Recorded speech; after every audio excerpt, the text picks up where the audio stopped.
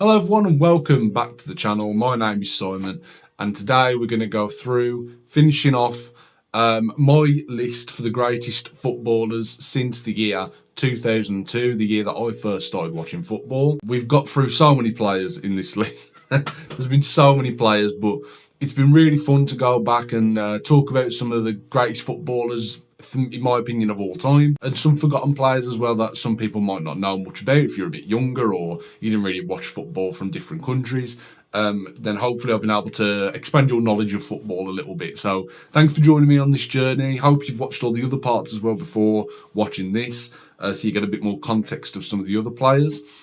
Also, we're not just ranking the rest of these players on this list, but we will be completing the list. So we will be going through it. Once all the players are in, we'll go through and go through each player one at a time and really decipher if they deserve to be where I've put them, see if they'll maybe move around a little bit, see where they'll actually eventually end up, which is going to be also very interesting because obviously if you've been watching the previous videos, you'll have seen that some players do move around quite a lot, and I expect that to happen as well in this video. So without further ado, guys, let's get cracking with the video. Okay, the first player on this list is Carlos Tevez. Carlos Tevez was an incredible striker, in my opinion. I think for some people he might flatter to deceive a little bit. Maybe he doesn't get as many goals as probably he should have done for the quality of player that he was. But Carlos Tevez was a very, very, very, very good striker, in my opinion. I think he was brilliant. He offered so much, not just a big talent, not just technically sound, but an amazing team player. Demonstrated best at Manchester United, in my opinion, when he played in a front three with Cristiano Ronaldo and Wayne Rooney. Previous to that, they had strikers like Van Nistelrooy, Louis Saha, Alan Smith, although he got kind of converted into a holding midfielder over a period of time, Ole Gunnar Solskjaer. But Tevez brought something completely unique to that front line of Manchester United because not only was he a great centre forward as far as scoring goals and talent of striking the ball, but his tenacity, his work rate, his defensive qualities, his never say die attitude really brought a lot to that Manchester United front line, especially when playing with players like Cristiano Ronaldo, who probably wouldn't do as much defensive work. When he was combined with players like Ronaldo and Rooney, that front three was absolutely deadly. For me, that's one of the best front threes I've ever seen. I think the way they all work together, the way they play together, I think it's very, very hard to look past those three of at least being in the conversation. I wouldn't put them first, but they were definitely in the conversation. 2006 Premier League season when he was playing for West Ham, controversial transfer coming from Corinthians with Javier Mascherano, but he helped keep West Ham up. I think it was the 06-07 season. So he helped West Ham stave off relegation. Obviously then goes on to Manchester United, wins the Champions League, wins multiple Premier Leagues, then makes the controversial move to Manchester City, a move that not a lot of players would have had the balls to do, to be honest. Not a lot of players would have had the audacity to make a move like that, especially at that time when Man City were not as big as Manchester United, quite frankly, and they were just starting out this new era for the club. And Tevez was one of those big signings in the early years that really made a massive impact at Manchester City, especially when other strikers like Rocky Santa Cruz and Adebayor probably didn't make the impact that they were expected to make. Tevez made that impact. He was a big player for Man City, became their club captain as well. Obviously had a bit of a falling out with Roberto Mancini, but then came back and helped Man City win their first Premier League. That performance against Norwich when he came back, unbelievable, showed his quality. Eventually leaves Manchester City, then moves on to, goes to Juventus. And at Juventus, Tevez was equally as influential. Obviously, he was getting a little bit older then, but his impact never really waned, in my opinion. He was so important for that Juventus front line. His tenacity again, his work rate, his ability to be a team player and uplift everyone else around him. Such an underrated quality, and Tevez was important to that. He was a big part in them reaching that 2015 Champions League final, which they ended up losing to Barcelona, who went on to do the treble. Tevez during that season was incredible. He's had spells, I think, in China as well, where Tevez was one of those big signings that went over to China when China was really getting involved in football and trying to make a big splash in the market. They gave him a big contract. So Tevez has had a very much a lasting impact on the game for the last, say, 15 years or so. I feel like he never really cemented his place with the Argentinian national team, but they had such a wide array of strikers during Tevez's years, like Higuain, Aguero. They had so many great strikers, Saviola, Crespo as well in the early years. He's had a lot of competition, but for me, Tevez is in conversation with all of those. Probably didn't have the same impact as players like Aguero, but for me, Tevez, when it comes to ranking Carlos Tevez has got to be quite high, I think. I think Tevez, if you talk about impact, Carlos Tevez has made a big impact, especially in the Premier League and in Serie A. I think maybe in Europe he didn't make as big of an impact as other players on this list. Obviously, he's won the Champions League with Manchester United. Got to a final with Juventus. If we're looking at Tevez, I wouldn't say Tevez is a legend of the game. Or an icon. Maybe he's an icon, Tevez. He could be an icon. If we're looking at the peak of Carlos Tevez, we're looking at 2006, 2007, maybe, through till 2015. So that's a good 10 years of Carlos Tevez being, a big player in world football. So if we're looking at Tevez, are we looking at Falcao, maybe? I think, is he over Aubameyang? I'd say he's over Aubameyang as a striker. He's over Rio, he's over Alba. I mean, if we're looking at Argentinian strikers, who was better, Higuain or Tevez? That is very tough, actually. I mean, Higuain, you could argue, played at a higher level more consistently than Carlos Tevez. Obviously, Tevez had spells at West Ham, spells in China. This was during the peak of his career as well. So it's tough to say, but I mean, his impact at Man United and Man City is so big that I can't ignore those years for Tevez. I think Tevez is over Sol Campbell, I think, for this era. Is he over Edinson Cavani? I don't think so. Cavani was probably a better goal scorer. He had the same tenacity that Tevez did, the same hard work, mentality that Tevez has, that South American, aggression and a real strive to win. Tevez had that, and so did Cavani. So they're very similar in a way. I think Tevez probably is a little bit more of a bulldog in the way he played, where Cavani was a little bit more graceful. I think if you're talking about goal scorer, who's the better goal scorer, I think that's easily Edinson Cavani. Was Tevez better than Higuain or Cavani? Falcao was better than Tevez. Over a long period of time, Tevez probably was more consistent.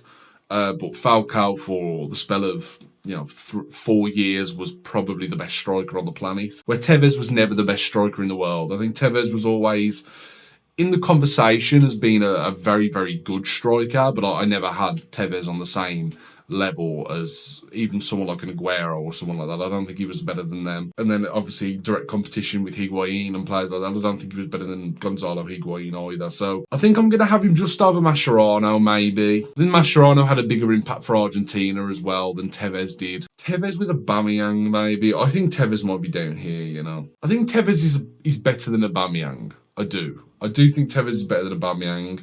So he's in between Aubameyang and Cavani, in my opinion. He's around that area. I think Tevez was so important for so many teams. I'm going to have him just over Sol, I think. I'm going to have Tevez just over Sol Campbell, which is tough because Sol Campbell's probably my favourite player ever. But Tevez's impact at Man United for that Champions League winning team, three-peat, that they did, winning all the Premier Leagues, the 3 in a row. He had a big impact on 2 of those Premier Leagues. I think it's tough. I'm going to stick Tevez. I'm going to just keep Tevez there, I think. I don't think he's over Mascherano. I think Mascherano at club level has had a better career. Internationally, he's had a better career than Tevez. Even though, obviously, talent-wise, Tevez is far above Mascherano. But I think Mascherano more consistent over probably a similar period of time. And I think Mascherano probably took a bit longer to get to his peak than Tevez did, but I think when Mascherano hit his peak, he was a lot more consistent than Tevez. So I'm going to keep him there for now, but obviously, like I said before, this could change as we go along. So next up, we have Thiago Silva. Thiago Silva's incredible. Thiago Silva's one of the best centre-backs, I think, of all time. You talk about longevity of Thiago Silva, we're talking 15 years, pretty much playing consistently at the top level of football. Came into the AC Milan team when he was in his mid-20s. Obviously retired quite early in his career and then came back. Had that great comeback story for Thiago Silva. Took a while for him to hit his peak, but when he did, he pretty much stayed from the age of about 25, 26 through to the age of 40. Pretty much, he was an elite level centre-back. Even when he was getting old at Chelsea, he was still one of the best centre-backs in the world. So we're talking consistency, we're talking about importance to their team. He's definitely in that conversation. I think Thiago Silva is sniffing Chiellini, Bonucci level, maybe higher than that, to be honest. I'd have him above Ramos. As a centre-back, he's definitely above Ramos. Was Thiago Silva better than Gerard Piqué? I think you could argue probably he was, maybe. I think Piqué was playing at a club that was more stable and more playing at a higher level, where Thiago Silva was playing for Milan when Milan started to drop off and Serie A was starting to drop off, even though he was incredible for that team. And then obviously he went to Paris Saint-Germain, one of their first big sidings, along with players like Zlatan and Lavezzi and Pastore and some of these players that had a big impact at the start for this new era of Paris Saint-Germain.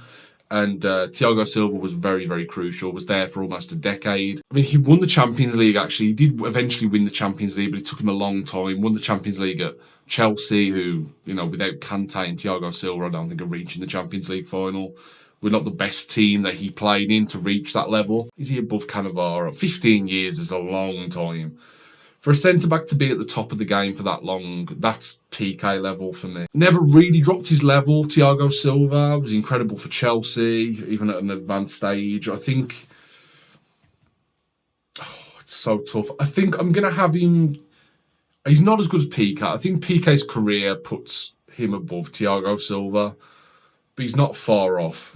I don't think he's far off at all. Silva, obviously, it's so tough to directly compare them with these players because Thiago Silva's a centre-back, Drogba's a striker, so it's hard to directly compare them. I think if we're looking at direct comparisons in this specific list around this area, we're looking at Piqué and Cannavaro. I think he sits in between them somewhere, but specifically, I don't know where. Does Lewandowski have to come up? I think he might have to, Lewandowski's been such a crucial goal scorer, mate. His goal record's incredible. I think if I bring Lewandowski, I think Lewandowski's above Salah, I think.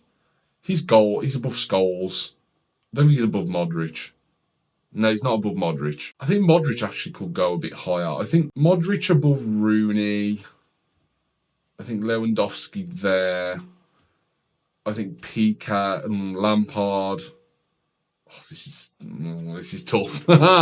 This is tough. I'm going to leave Thiago Silva just there. I think he's a legend of the game. Thiago Silva is a legend of the game. Obviously, if we're talking trophies, I think he hasn't won anything with Brazil. He's won one Champions League. If we're talking about trophies, he can't speak to people like Piqué, or he can't speak to Cannavaro even. But if we're talking just as an individual player and how important he was to pretty much every single team he played for, his consistency levels at the top level of the game, it's pretty hard to argue against Thiago Silva for me. I think I'm gonna have him under Kaká. I think under Drogba. Oh, this is tough. I don't know where to put him. I don't know where to put him. Okay, I'm going to have Thiago Silva above Ribéry. Okay, I'm going to have him just under Kante. So I think Kante was such a transformational footballer, where Thiago Silva was never that really, but he was just an incredibly consistent, high-level centre-back for 15 years, where Kante was probably a shorter stint at the elite level of football, let's say 6 years at a push. But those 6 years, Kante was revolutionary. So his impact is probably higher. I think Thiago Silva's there. I think his lack of silverware internationally, I think his lack of big trophies worldwide, I think does bring him back a little bit. He never won the Premier League as well when he come to Chelsea, which is a little bit of a mark. Yeah, I think Thiago Silva sits there for me. It's tough. It's very, very tough, but I'm going to have him there. Right, next up, Lilian Thuram. Lilian Thuram was incredible. Lilian Thuram, obviously we're going from one end to the other here with Thiago Silva kind of being the end of this era. Lilian Thuram is the start of this era, both centre-backs.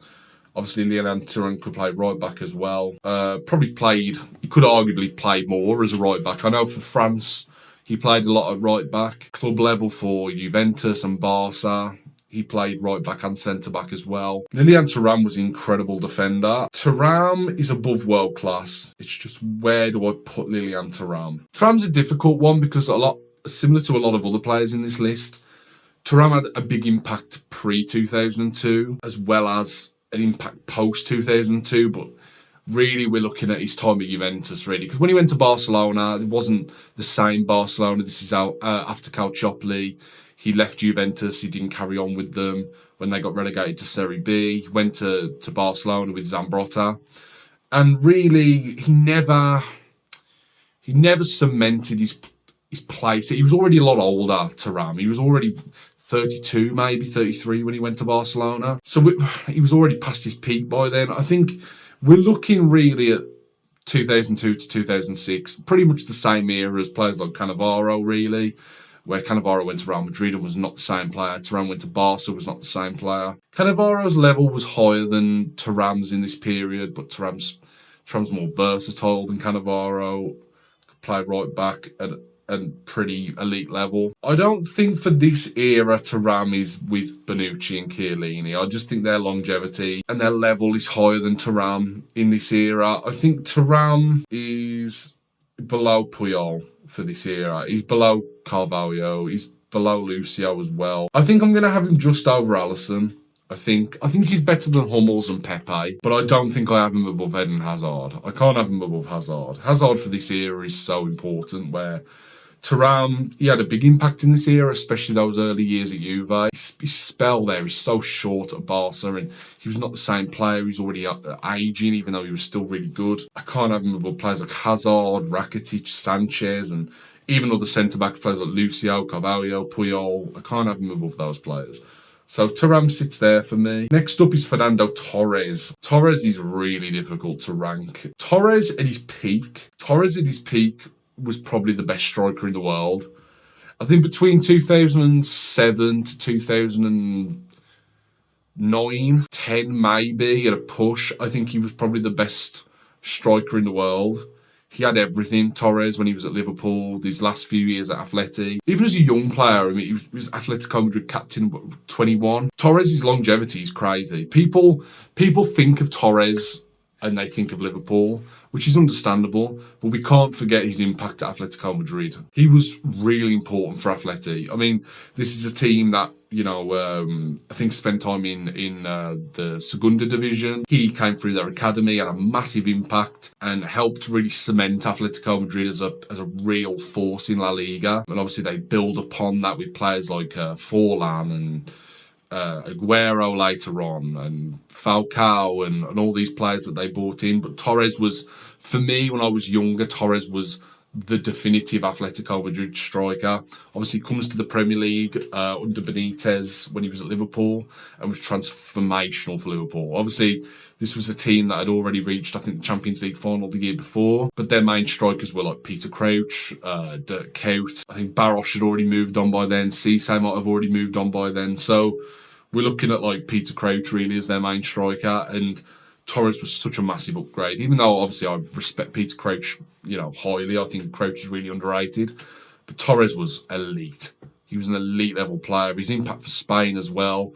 Scored the winning goal in Euro 2008 against Germany. Won the World Cup, even though Torres in that World Cup wasn't very good at all, in my opinion. He was carrying injuries going into the tournament. He didn't perform. And really if we're looking post 2010, Torres flatters to deceive in many ways. Is Torres around players like Falcao? I think he might be. I think I'm going to have Torres above Radamel Falcao. I think Torres is probably just at the end of icon, because Torres was the best striker in the world, but he was only for like 2 years, got his injuries and was not the same player, lost his pace, lost his physicality, lost his confidence as well. By the time he went to Chelsea, he was not the same player. When he went from Liverpool to Chelsea for £50 million, which back then was massive money, went there, and again, it just didn't work out for him. It took him ages to score his first goal. Following season, the thing is with Torres, he always tried.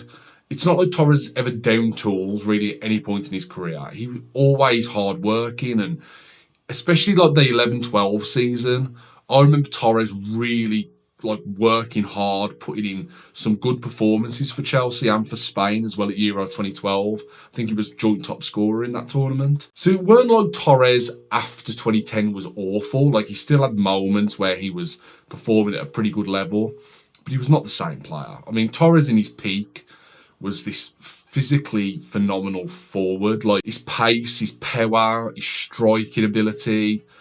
He was a force of nature, Torres, but it was kind of a blink and you'll miss it period for him, really. By the time he went to like AC Milan and, by the time he went back to Atleti, he was not the same player. Is he low icon? He's definitely high world class. I think Torres, if you're making direct comparisons, has a very similar career path with someone like Falcao, where, Falcao had that injury. He was incredible before then, arguably the best striker in the world before his injury.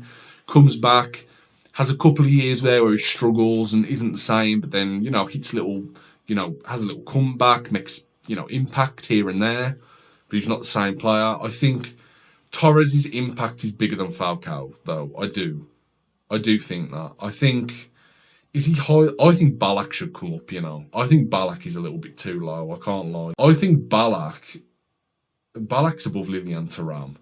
I think Ballack's there. He's definitely not above there. He's not above that, I think. Kane, Raul, Del Piero, he's not above them. But I would have him in the lower end of icon, because he's an icon, Torres. He is. I'm going to have him there. I think I'm going to have him just at the end of icon. Even though it's tough, I'm going to have him just at the end of icon. I think Torres' impact is so big for this era. I can't ignore that. Like I said, his time at Atleti, time at Liverpool, won the Champions League with Chelsea, that goal against Barcelona, 3 international tournaments back-to-back with Spain, including the World Cup, 2 Euros. Like, Torres' impact is big, man.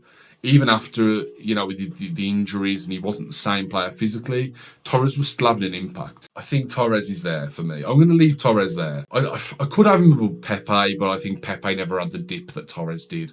Far more consistent. I mean, Torres was playing pretty much consistently from like 18, 19. Pepe really didn't hit his peak till like mid to late 20s. You know what? I'm having Torres above Pepe. Torres scored the winning goal in a Euros final to win Spain like their first international trophy for like 40 years or whatever. Like, that's a big thing for Spanish football. Torres, if you're talking about a Spanish forward, Torres is very, very high on that list. He's got to be. Like, his impact for Spain is huge. Having him in the same category as David Villa is right to me, but Villa is definitely above Torres. Villa is so much more consistent. Better for Spain as well. Had bigger impact in those title-winning teams. Obviously, Euro 2012, he didn't because of the injury that he had, but for Euro 2008, even the World Cup 2006, World Cup 2010, David Villa was very, very important for Spain.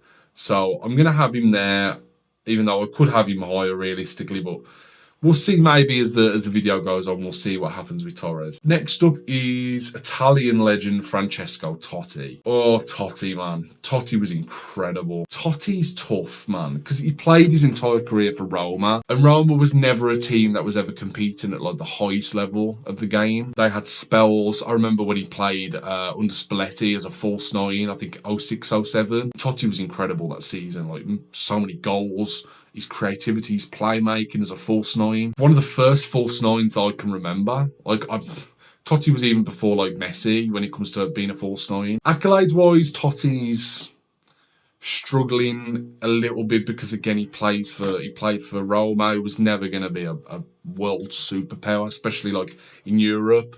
When they got battered by Man United. As an individual player, Totti is very, very high on this list. I mean, he won the World Cup with Italy, though. Won a Scudetto, I think, with Roma. If you talk about impact on a club, is there anyone above Totti, really? I mean, Messi maybe at Barca, but most of Roma's history really is Francesco Totti. Like, the majority of their silverware that they've won is in Totti's era. The league titles that they've won are in Totti's era. Their best moments, really, of their history is Francesco Totti. Like, If we talk about impact for a singular club, Totti is very, very high. I think Totti is a legend of the game for me. He is. Totti's a legend of the game, but is he above, like, I don't know. Is he above Drogba, Totti? He might be, actually. He might be above Drogba. I don't know. Drogba's impact is massive. I think Totti struggles, like I said, because he didn't go to Real Madrid when he had the chance. He didn't join that really elite level. His loyalty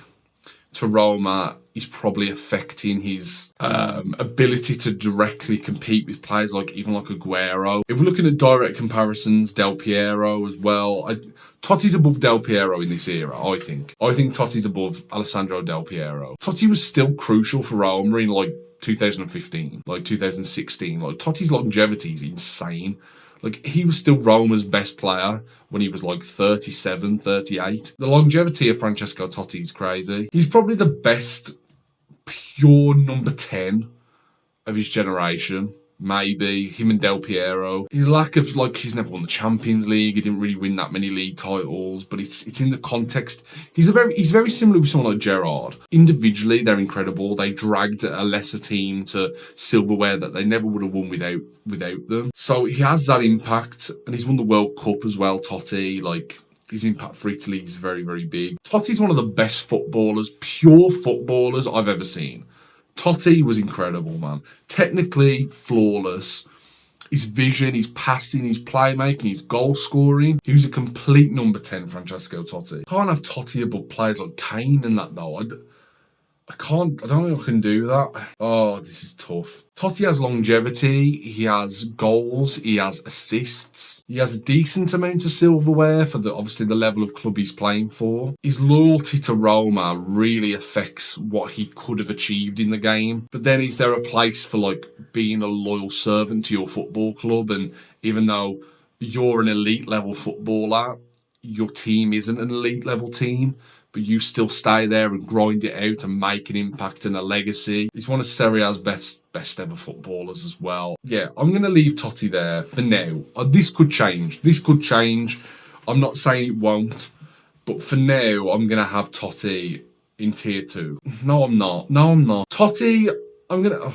he's above Shevchenko, I think. I don't think he's above Aguero. Totti just under Aguero. Again, razor thin. In between Aguero and Shevchenko, just above Fabregas. Then again, he's had a massive impact, man. It's not like a Del Piero who, after, say, 2009 dropped off. Totti was still, like, elite, well into his 30s. Consistency, longevity, quality. The only thing that he's lacking is silverware, really, Totti, and that does affect... when you're comparing him against players that have won Champions Leagues and Ballon d'Ors and multiple league titles, and you're struggling a little bit. And this is a list that comprises everything.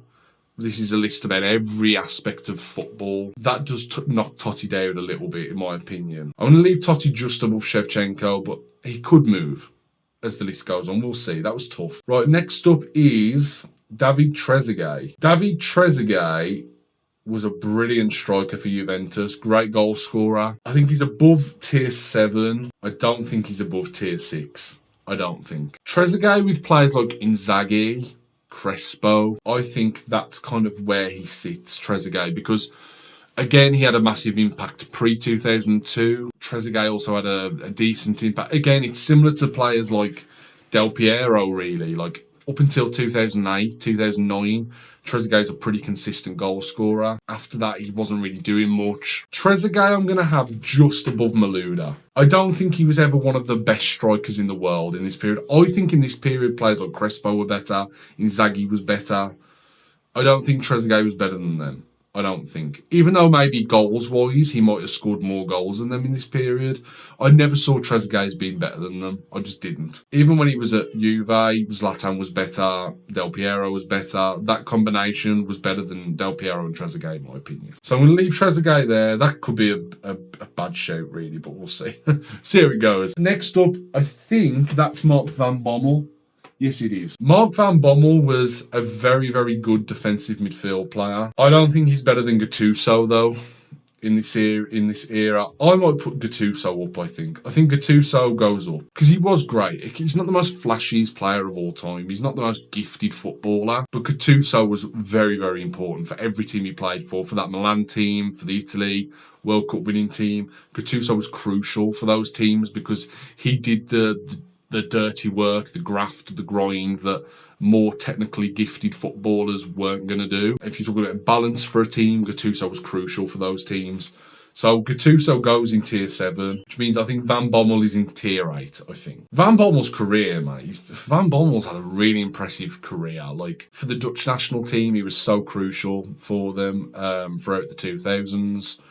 If you're talking about his spell at PSV, Barcelona, Bayern Munich, Milan, like he's played at so many big clubs, Van Bommel, and he's always been a very important player for pretty much every club he's played for. Again, similar to someone like a Gattuso, who's going to do the dirty work, the unpleasant work that certain players probably won't want to do. Van Bommel's going to do that. I don't think he's above Giroud. I think there for Van Bommel. I think just above Podolski. I'd have him above Jordan Henderson. I would.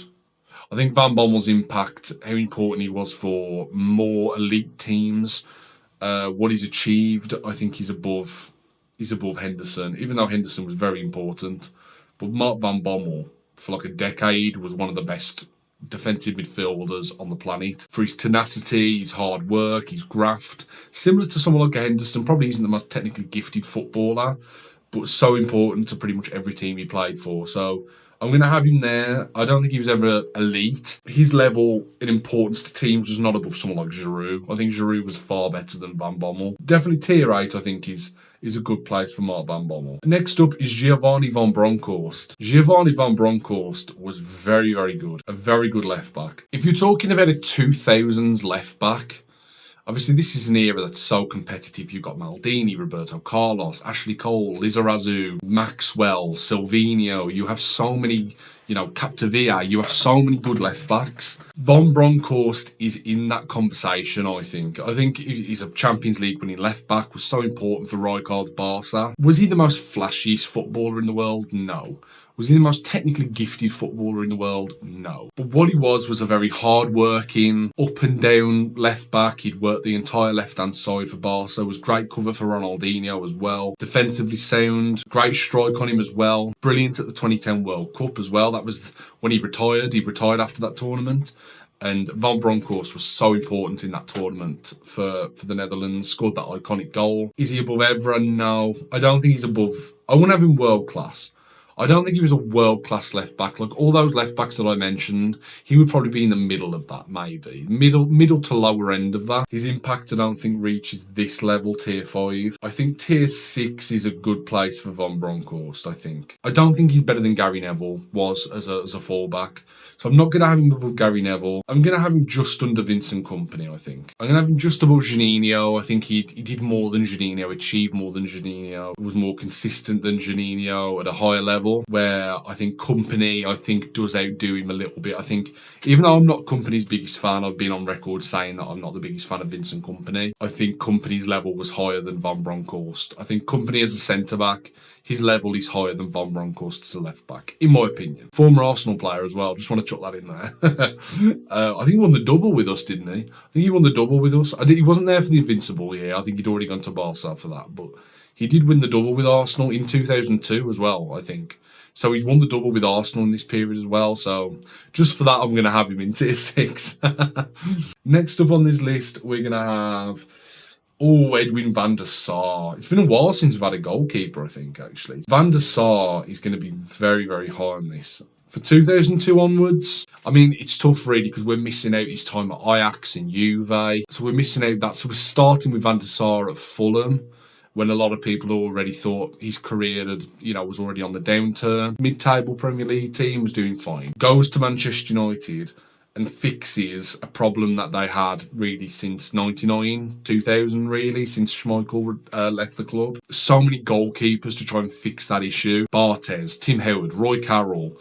None of them could ever really cement their place as Manchester United's guaranteed number 1 until Edwin van der Sar came in the summer of 2004. 5, I think, and he was transformational for Manchester United. I think along with players like Evra and Vidic are some of the most important signings for Manchester United during that period of time. Really, we're looking at Van der Sar's Man United career, really, because Fulham, he was a very, very good goalkeeper, but he'd already been seen as kind of past his best. He was already well into his mid-30s. So he started his career a little bit mediocre in this era, but 2005 onwards, Van der Sar's one of the best goalkeepers in the world.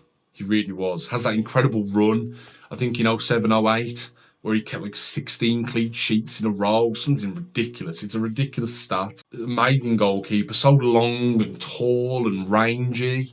Athletic. Good with the ball at his feet as well. I think he's above Alisson for me.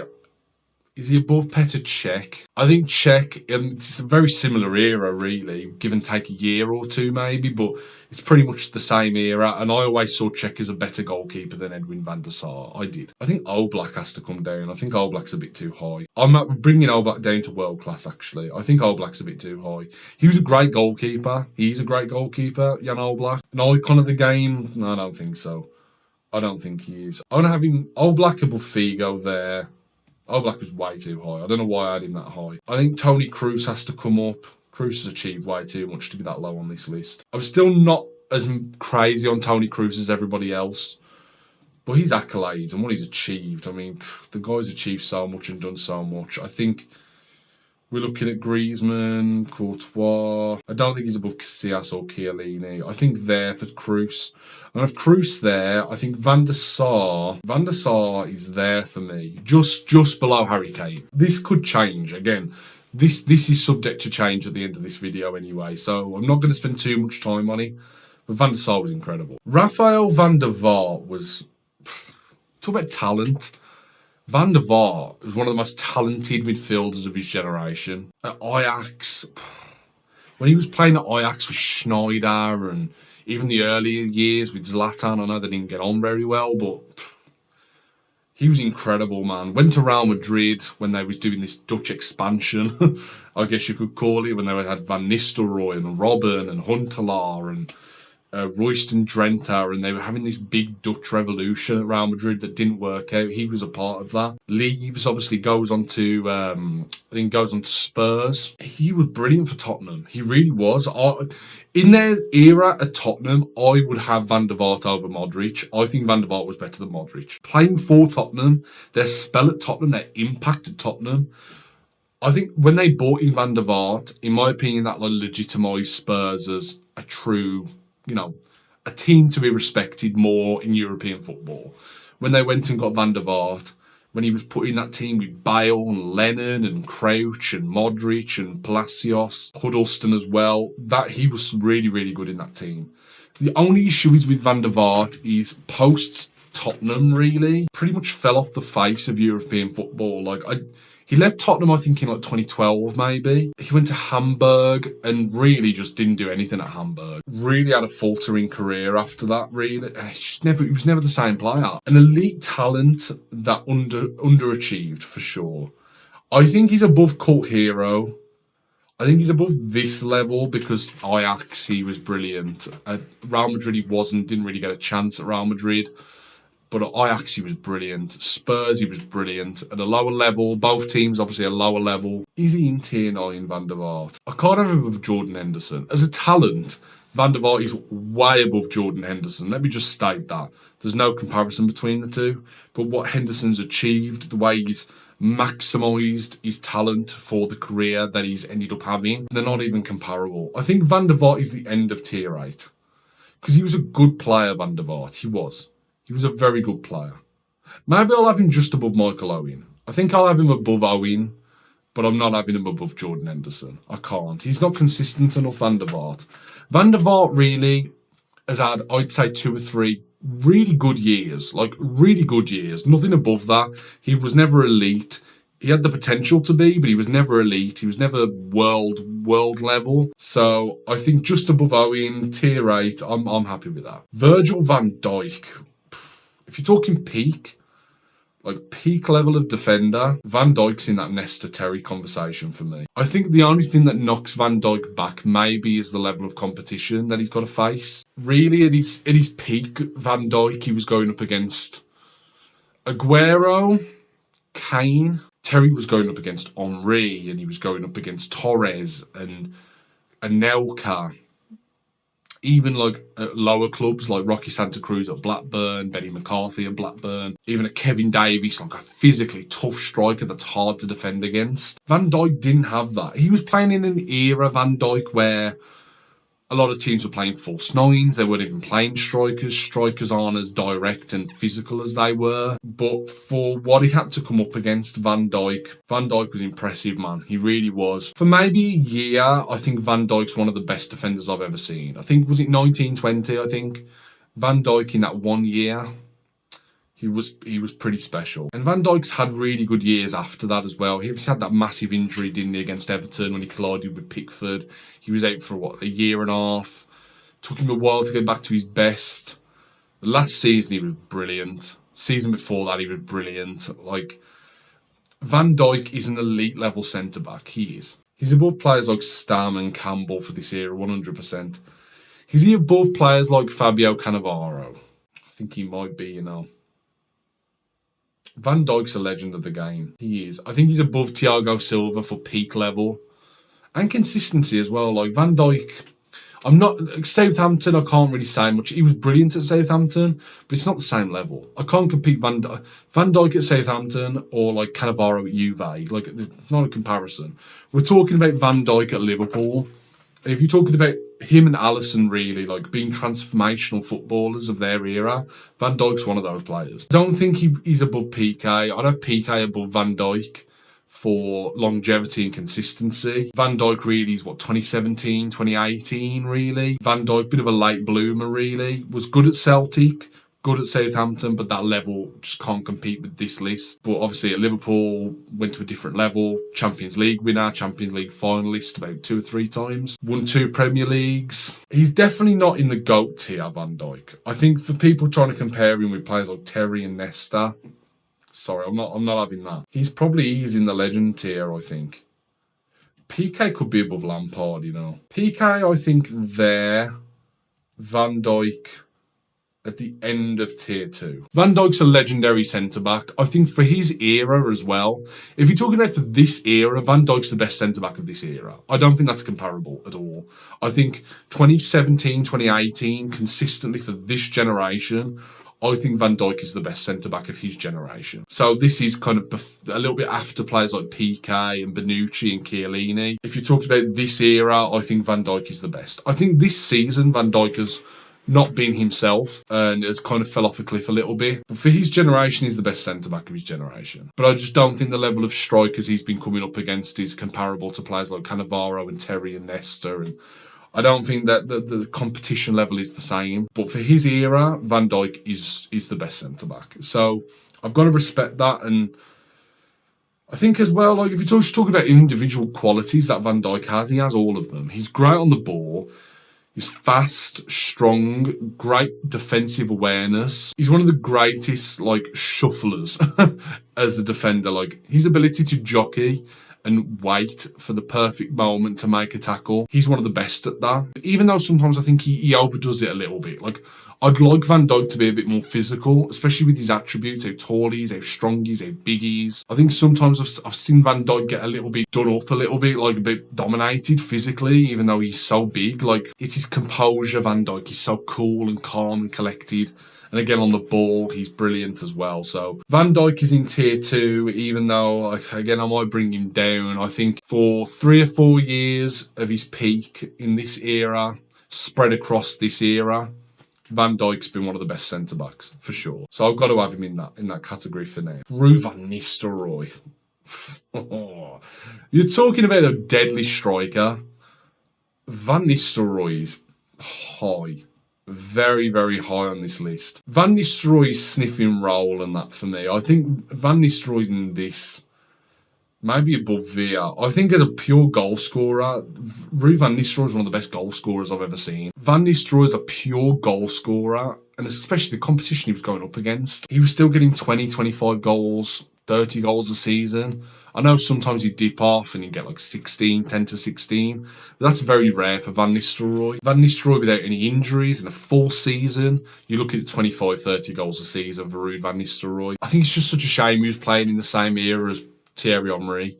Like, if he wasn't playing in the same era as Henry, we're looking at Van Nistelrooy probably tier 2, really, because I think in the start of this era, he's probably the best striker, best goal-scoring striker. He's not better than Henry, he's not.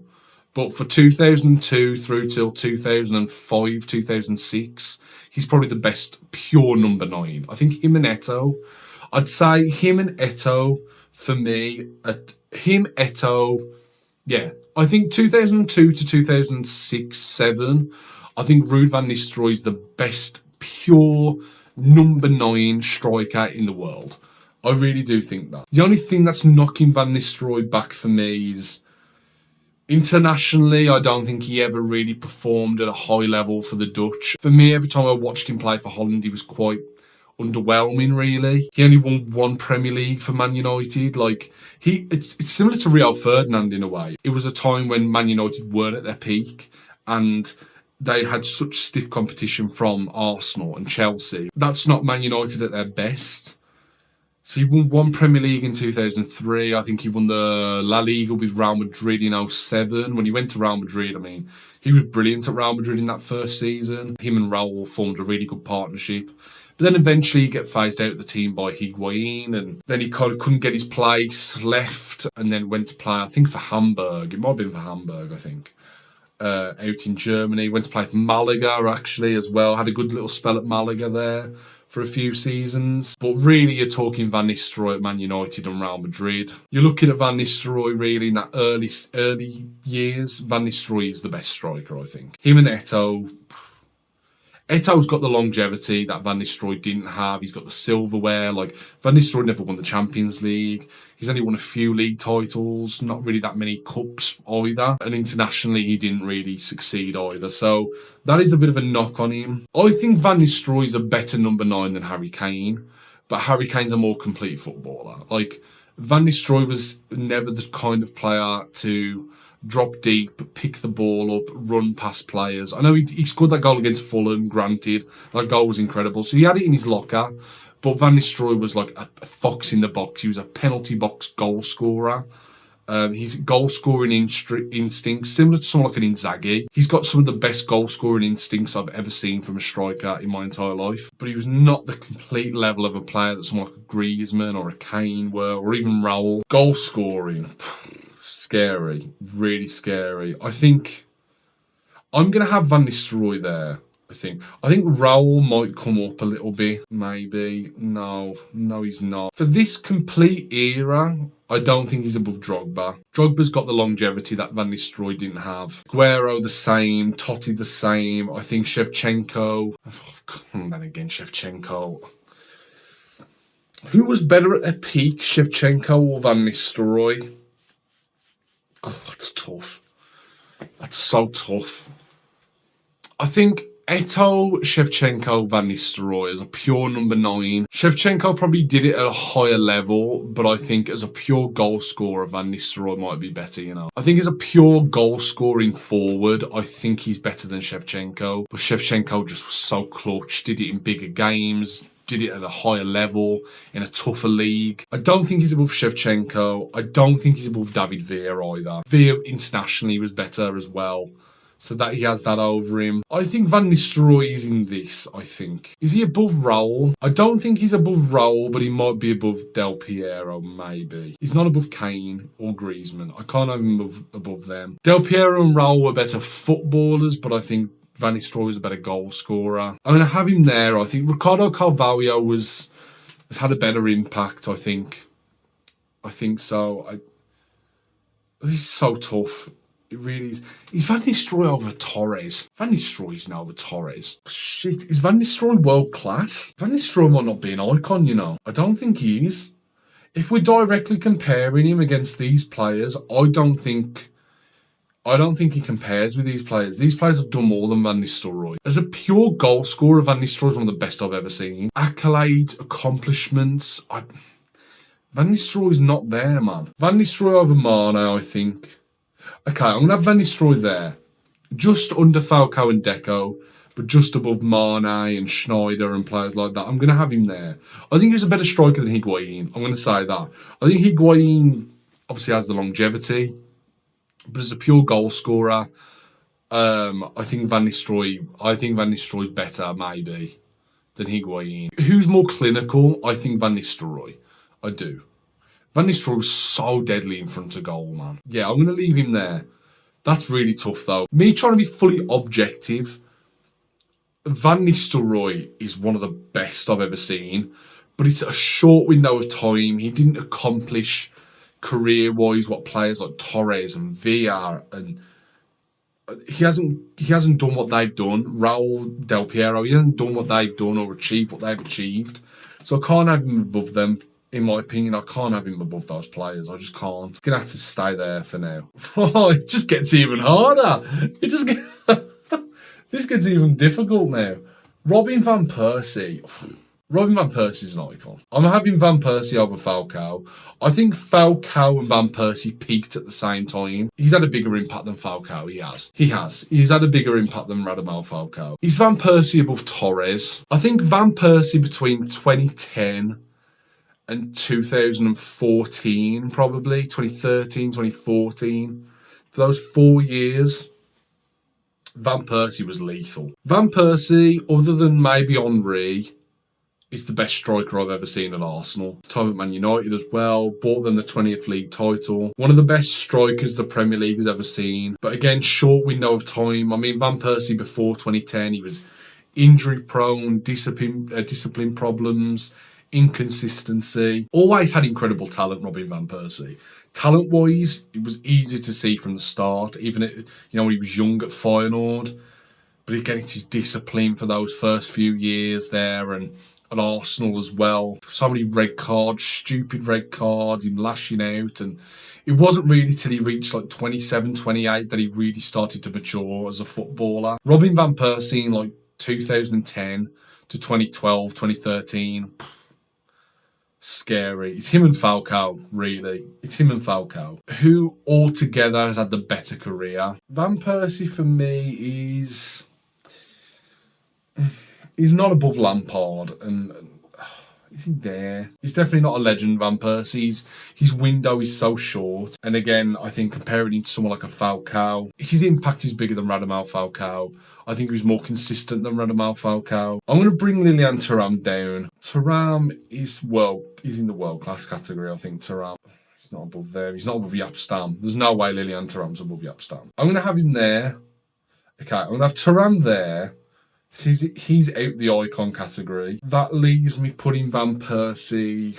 I'm going to leave Van Persie there. I think he's just at the end of icon. He's just above Falcao, like that much. He's just above Radamel Falcao. But I don't think he's above Torres. Torres internationally was better than Van Persie, more successful. You could argue peak Torres and Van Persie. I mean, it's so tough. I think maybe Van Persie was more technical as a technical player. Like, the way Van Persie would strike the ball was terrifying. But Torres was... Then again, I don't know, I actually might have Van Persie over Torres. You know what I am? I'm going to have Van Persie. He's not above Hazard. He's not above Ballack. I'm having Van Persie there. I'm having... Because even 2006, 2007, Van Persie was brilliant, man. It's just... Again, it's a year, and then he'd have a couple of months out, and it's the inconsistency with Van Persie in those first 5-6 years at Arsenal. It's the inconsistency, but when he played and when he was on it, Van Persie was incredible, even as a young player. So I'm going to leave Van Persie there. Juan Sebastian Veron, decent for me. If you're looking at Chelsea in this period, maybe the end of his Lazio spell into Chelsea. When did he come to Chelsea? Was it 03? I think it was. So it's probably the end of his spell at Lazio. No, it wasn't, because he played for Man United, didn't he? So He was probably at Man United, actually. So 2002, 2003, I think he was at Man United. So he won the league with Man United. Went to Chelsea when they first got bought by Abramovich. Was one of their big signings. First big signings of the Abramovich era. Flopped at Chelsea like he flopped at Man United. Went to Inter. Had a decent little spell at Inter Milan, but this isn't Veron at his peak. Veron at his peak was one of the most talented midfielders of his generation. This isn't Veron. This isn't that Juan Veron. I think he's above Kluivert, I think. I don't think he's above Rivaldo, though. He's not above Rivaldo or Rui Costa. Veron's there for me. Talent-wise, Veron's really high. Pre-2001, 2002, Veron's really high. Post-2002, Man United, Chelsea, Inter, Estudiantes. Yeah, not for me. Not for me for Veron. Victor Valdez played in the best team of all time. I really feel like you could have had any goalkeeper in that team. Valdez wasn't that crucial. I never saw Valdez as a world-class goalkeeper. I didn't. He was good. I think De Gea was better than Valdez at his peak. Has a similar career longevity to someone like a Casillas, but Casillas was way better. De Gea was better than Valdez. I think he's in tier 7, maybe tier 6. Victor Valdez. I'm going to have Victor Valdez just above Company, I think. Maybe above Malouda, Trezeguet. He has achieved so much, though, Victor Valdez. Valdez just under Gary Neville, just above Trezeguet. Again, Valdez, very, very good goalkeeper, good shot stopper, decent with the ball at his feet. I'd never seen him as a world-class goalkeeper. I really think you could have dropped any goalkeeper. Like, when they played Pinto, it wasn't when they played Pinto, it wasn't like there was a massive drop-off, really. They were still really good. Yeah, for me, there's not really much I can say about Victor Valdez. I think he's above Dida, even though I think Dida at his peak is better than Valdez.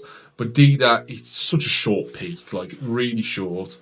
And Valdez was, on the top of football for like a decade. And he's a Barca legend as well. He's a legend for Barcelona, he is. Yeah, I'm gonna have him there. He's in tier 6 for me. Next up is Nemanja Vidic. Now, I've spoke about what I really love in a centre-back, like that tough, brave defender who, put his head where other players are scared to put their feet, a leader, a warrior, and all of those words are applicable to Nemanja Vidic. For me, Vidic is better than Ferdinand. I know that might be controversial, but for me, I don't think it's even close. I think Vidic is way better than Ferdinand.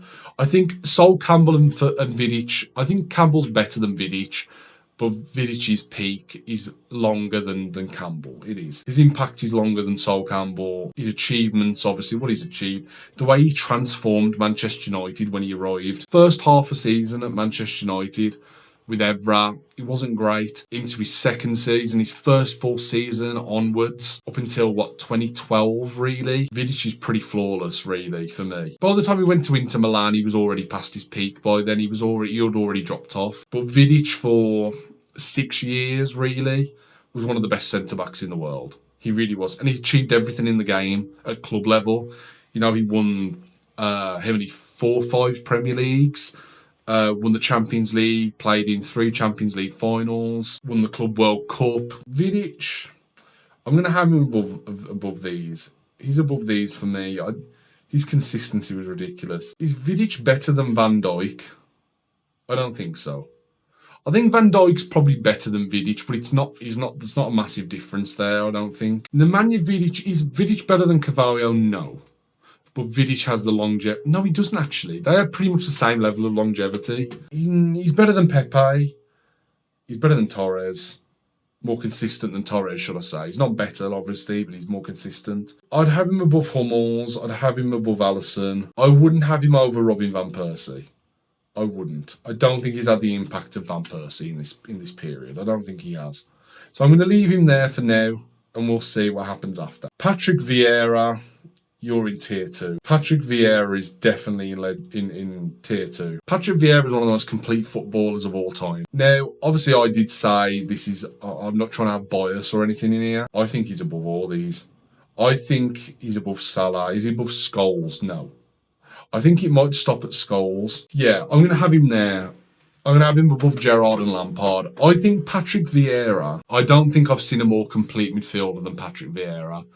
The guy could literally do everything. He was incredible defensively.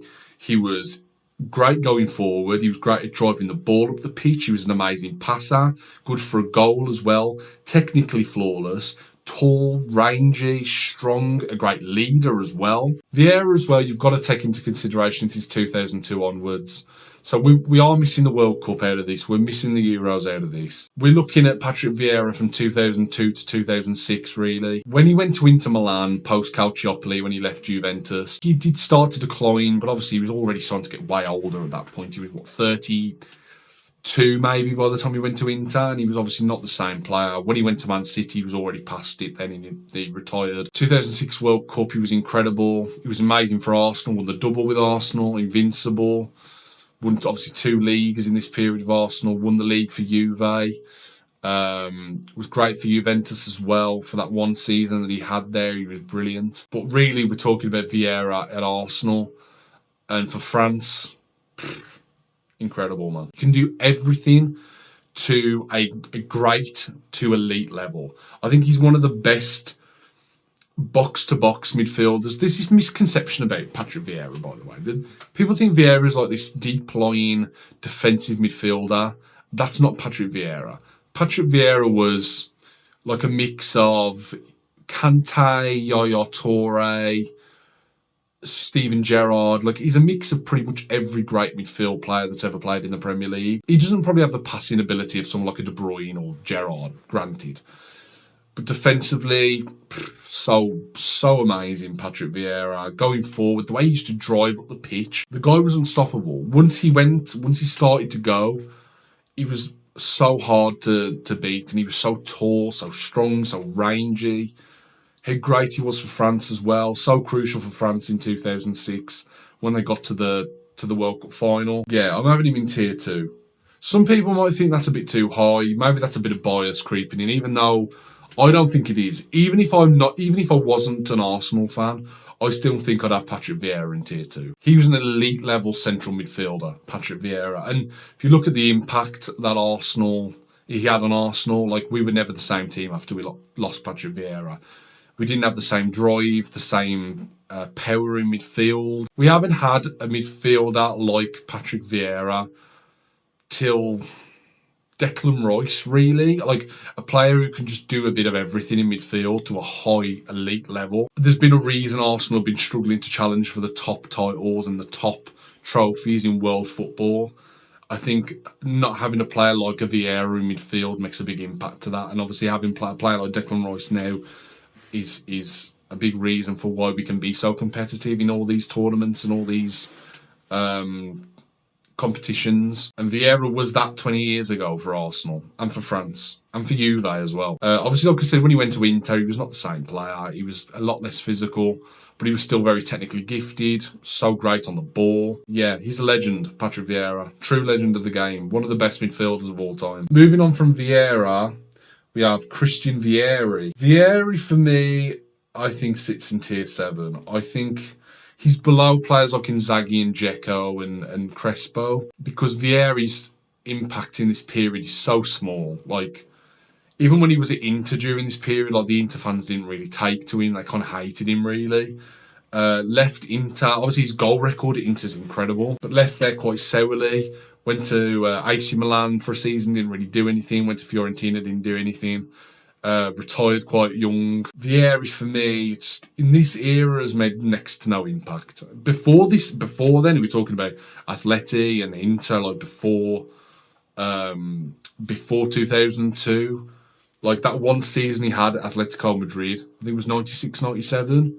Like, elite. It's just all before 2002. All of Vieri's best moments are pre-2002. He just didn't really do much in this era. So, for me, tier 7, I'd have him really low on that list, I think. You know what? He might be tier 8. I think Berbatov and Giroud have had a bigger impact than Christian Vieri. I think Vieri's there. I'm going to have Vieri just... No, then again, they've had a bigger impact. I think Vieri I'm going to have just above Rafael van der Vaart. Because Vieri was a pretty good goal scorer for a year or two. But it's not enough volume, like, for Vieri. And he missed out on the 2006 World Cup as well for Italy. Didn't make the tournament. For this era, he's not good enough. I think if we're talking pre-2002, you could argue Vieri might have been tier 3, tier 4, maybe. But he's definitely not for this era. So tier 8 for me for Vieira, I'm going to have that. Next up is Xabi Alonso. Xabi Alonso, I think, is tier 4. I think Xabi Alonso sits in tier 4 for me. I never looked at Xabi Alonso as a elite midfield player. I always looked at him as a very good functional midfielder and an important player for so many teams, for Liverpool, for Real Madrid, for Bayern. I think Alonso was one of those players that got better as they got older. I think in his first few years at Liverpool, really I think until his last season, which was I think 08-09 when Liverpool had that amazing year under Rafa when they finished second. He was elite that season, he really was. Him, Mascherano, Gerrard, that midfield trio, incredible. Went to Real Madrid, part of La Decima as well, big impact there.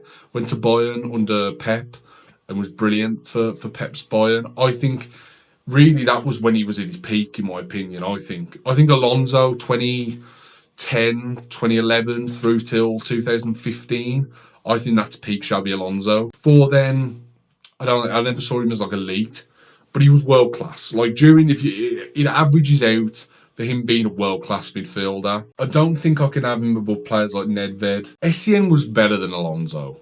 He was. But Alonso's longevity, what he's achieved for Spain, part of that amazing Champions League final with Liverpool, scored obviously from the rebound from his penalty that was originally saved by Dida. I think Alonso's there for me, just in between Giggs and Nedved. Alonso on the ball was brilliant, but I think his all-round game up until about 2010, 2009 maybe, I think 2008, 2009 onwards, Alonso really was brilliant. So I'm going to have Alonso in tier 4 and I'm happy with him being there. Xavi's comfortable. Comfortably a tier 1. He's definitely tier 1. I think what he's achieved internationally, club level, it's not even comparable, I don't think. I think Xavi, I'm going to have Xavi over Maldini. No, I'm not. I'm going to have him over Iniesta. Who's better over Iniesta or Xavi? I always preferred Iniesta. I think he was better on the eye. I think he offered more to the team all round. Then again, Xavi was the heartbeat of that Barcelona team. He was. You know what? Actually, I might have Xavi higher. Yeah, he is. Xavi was the heartbeat of the greatest international and club team of all time. He was the heartbeat of that side. And even before Pep came, like what he was doing for Rijkaard, like what he was doing for Van Gaal. Like Xavi was always a fixture in that Barcelona team, really, up until his last 2 years maybe at Barca, when he became more rotational, wasn't playing as consistently. When Rakitic came in, was kind of rotated. But Xavi up until 2012, 2013, he's the best midfielder on the planet, in my opinion. I don't think really anyone comes close to Xavi. I think his ability to dictate the game, to control the tempo of the game, his ability to find space, his IQ, his assists as well. Like people forget Xavi put numbers up. Xavi wasn't just like a player that would, control the level of the game and he'd be, a deep line dictator. Xavi's numbers are ridiculous. I think when Barca did the treble in 2009 under Guardiola, Xavi got 30 assists that season. The guy got 30 assists in a season. Do you know how crazy that is? He got the same amount of assists as Eto'o got goals. Like, it's ridiculous. Like, Xavi was ridiculous, man. You talk about, like, the ability to find a pass through the eye of the needle. That was Xavi. Xavi could find a pass from any angle, from any direction, and it'd find you. His one-touch passing, he's probably the best one-touch passer midfielder ever, in my opinion. I think Iniesta was probably a better dribbler than Xavi, but Xavi on the ball, his football IQ, the ability to change the tempo of a game at will, really is only comparable to someone like a Pirlo, in my opinion. But I think Xavi was better than Pirlo. I think he was more complete than Pirlo. Defensively as well, Xavi was no joke. He was tough, he was rugged, he was aggressive. The way he'd press, he was brilliant, Xavi. Oh, Xavi or Iniesta, man. I mean, there's a world where Xavi could be third on this list. No, he's not. He's not above Ronaldinho, I don't think. No, he's not. Ronaldinho as a footballer, all round, is better than Xavi. But Xavi's impact for football, the game of football, for the greatest teams ever that we've ever seen. Xavi is at the heart of all of those teams. I could have Xavi over Suarez, you know. Xavi in like 08-09 was just a different level. Xavi in 2010-11, 12-13. I mean, it's endless with Xavi. There's so many seasons where he was incredible. I think if you're talking when he hit his peak, I think Xavi hit his peak 2006, 2007, I think. Before then, I think Deco was the best midfielder in that team. After Deco, I think after 2006, when Deco started to decline, I think that becomes Xavi's team. I think between 2006 and 2012, that's Xavi's team. But who had the best impact out of Deco, Xavi, Iniesta? Who had the biggest impact in that period of time? Who was the more influential player for Barcelona in their era? I think Xavi. I don't think Barca or Spain do what they do without another midfielder. I don't think they can do what they do without Xavi in that team. I think the best midfielder of all time, and I don't think we'll ever see a midfielder like Xavi again. I really don't, because he wasn't the quickest, he wasn't the strongest, he wasn't the tallest. Like, he had all of the football IQ of a Busquets. He had the passing ability of someone like a Pirlo. He had the numbers of someone like a Kevin De Bruyne. He was just incredible. Xavi didn't have a weakness. He wasn't, okay, maybe there's players defensively who are better than Xavi. I'm not going to deny that. But as a central midfielder, as an 8, as a number 8, I don't think there's been anyone better than Xavi. I really don't. In his era, maybe before him, I don't think there's been anyone better than Xavi. So Xavi for me is a tier 1 midfielder and sits there pretty comfortably in my opinion. Right, next up we have, I've mentioned him before, Yaya Touré. Yaya Touré, oh man. There's not many midfielders that on the eye are better than Yaya Touré. If you're talking about entertainment, if you're talking about the ability to take the game by the scruff of the neck, drag a team up the pitch, score vital, crucial goals, like Yaya Touré was that player. Thing with Yaya Touré is, I think at times he could be a liability for Manchester City. I know that's all balanced out because of the big games, the goals in finals, and that 13-14 season that he had when he scored like 20 goals. Like, he was incredible that season. The assists that he's got as well. Yaya Touré is one of the greatest African footballers of all time. He was part of that amazing Guardiola team as well that did the sextuple in 2009, but how important was he in the grand scheme of things of that team? I don't think he was that important. Played centre-back as well most of the time for Barca. I think defensively he was an issue. I think there's so many games I can remember where Yaya Touré was like slowly walking around the pitch, wouldn't track his runner, would be kind of lazy, lose focus, lose concentration, but then he'd spring into life and win you a game. Like, he's so conflicting because for 80% of the game, Yaya Touré does nothing. He stands around, he's lazy, doesn't really track anyone, doesn't put a tackle in, really lazy. But then 20% of the game, he'll pick the ball up from his own half, drive through the entire heart of a team and smash it in the top corner. Yaya Touré is above Pogba for me. He is.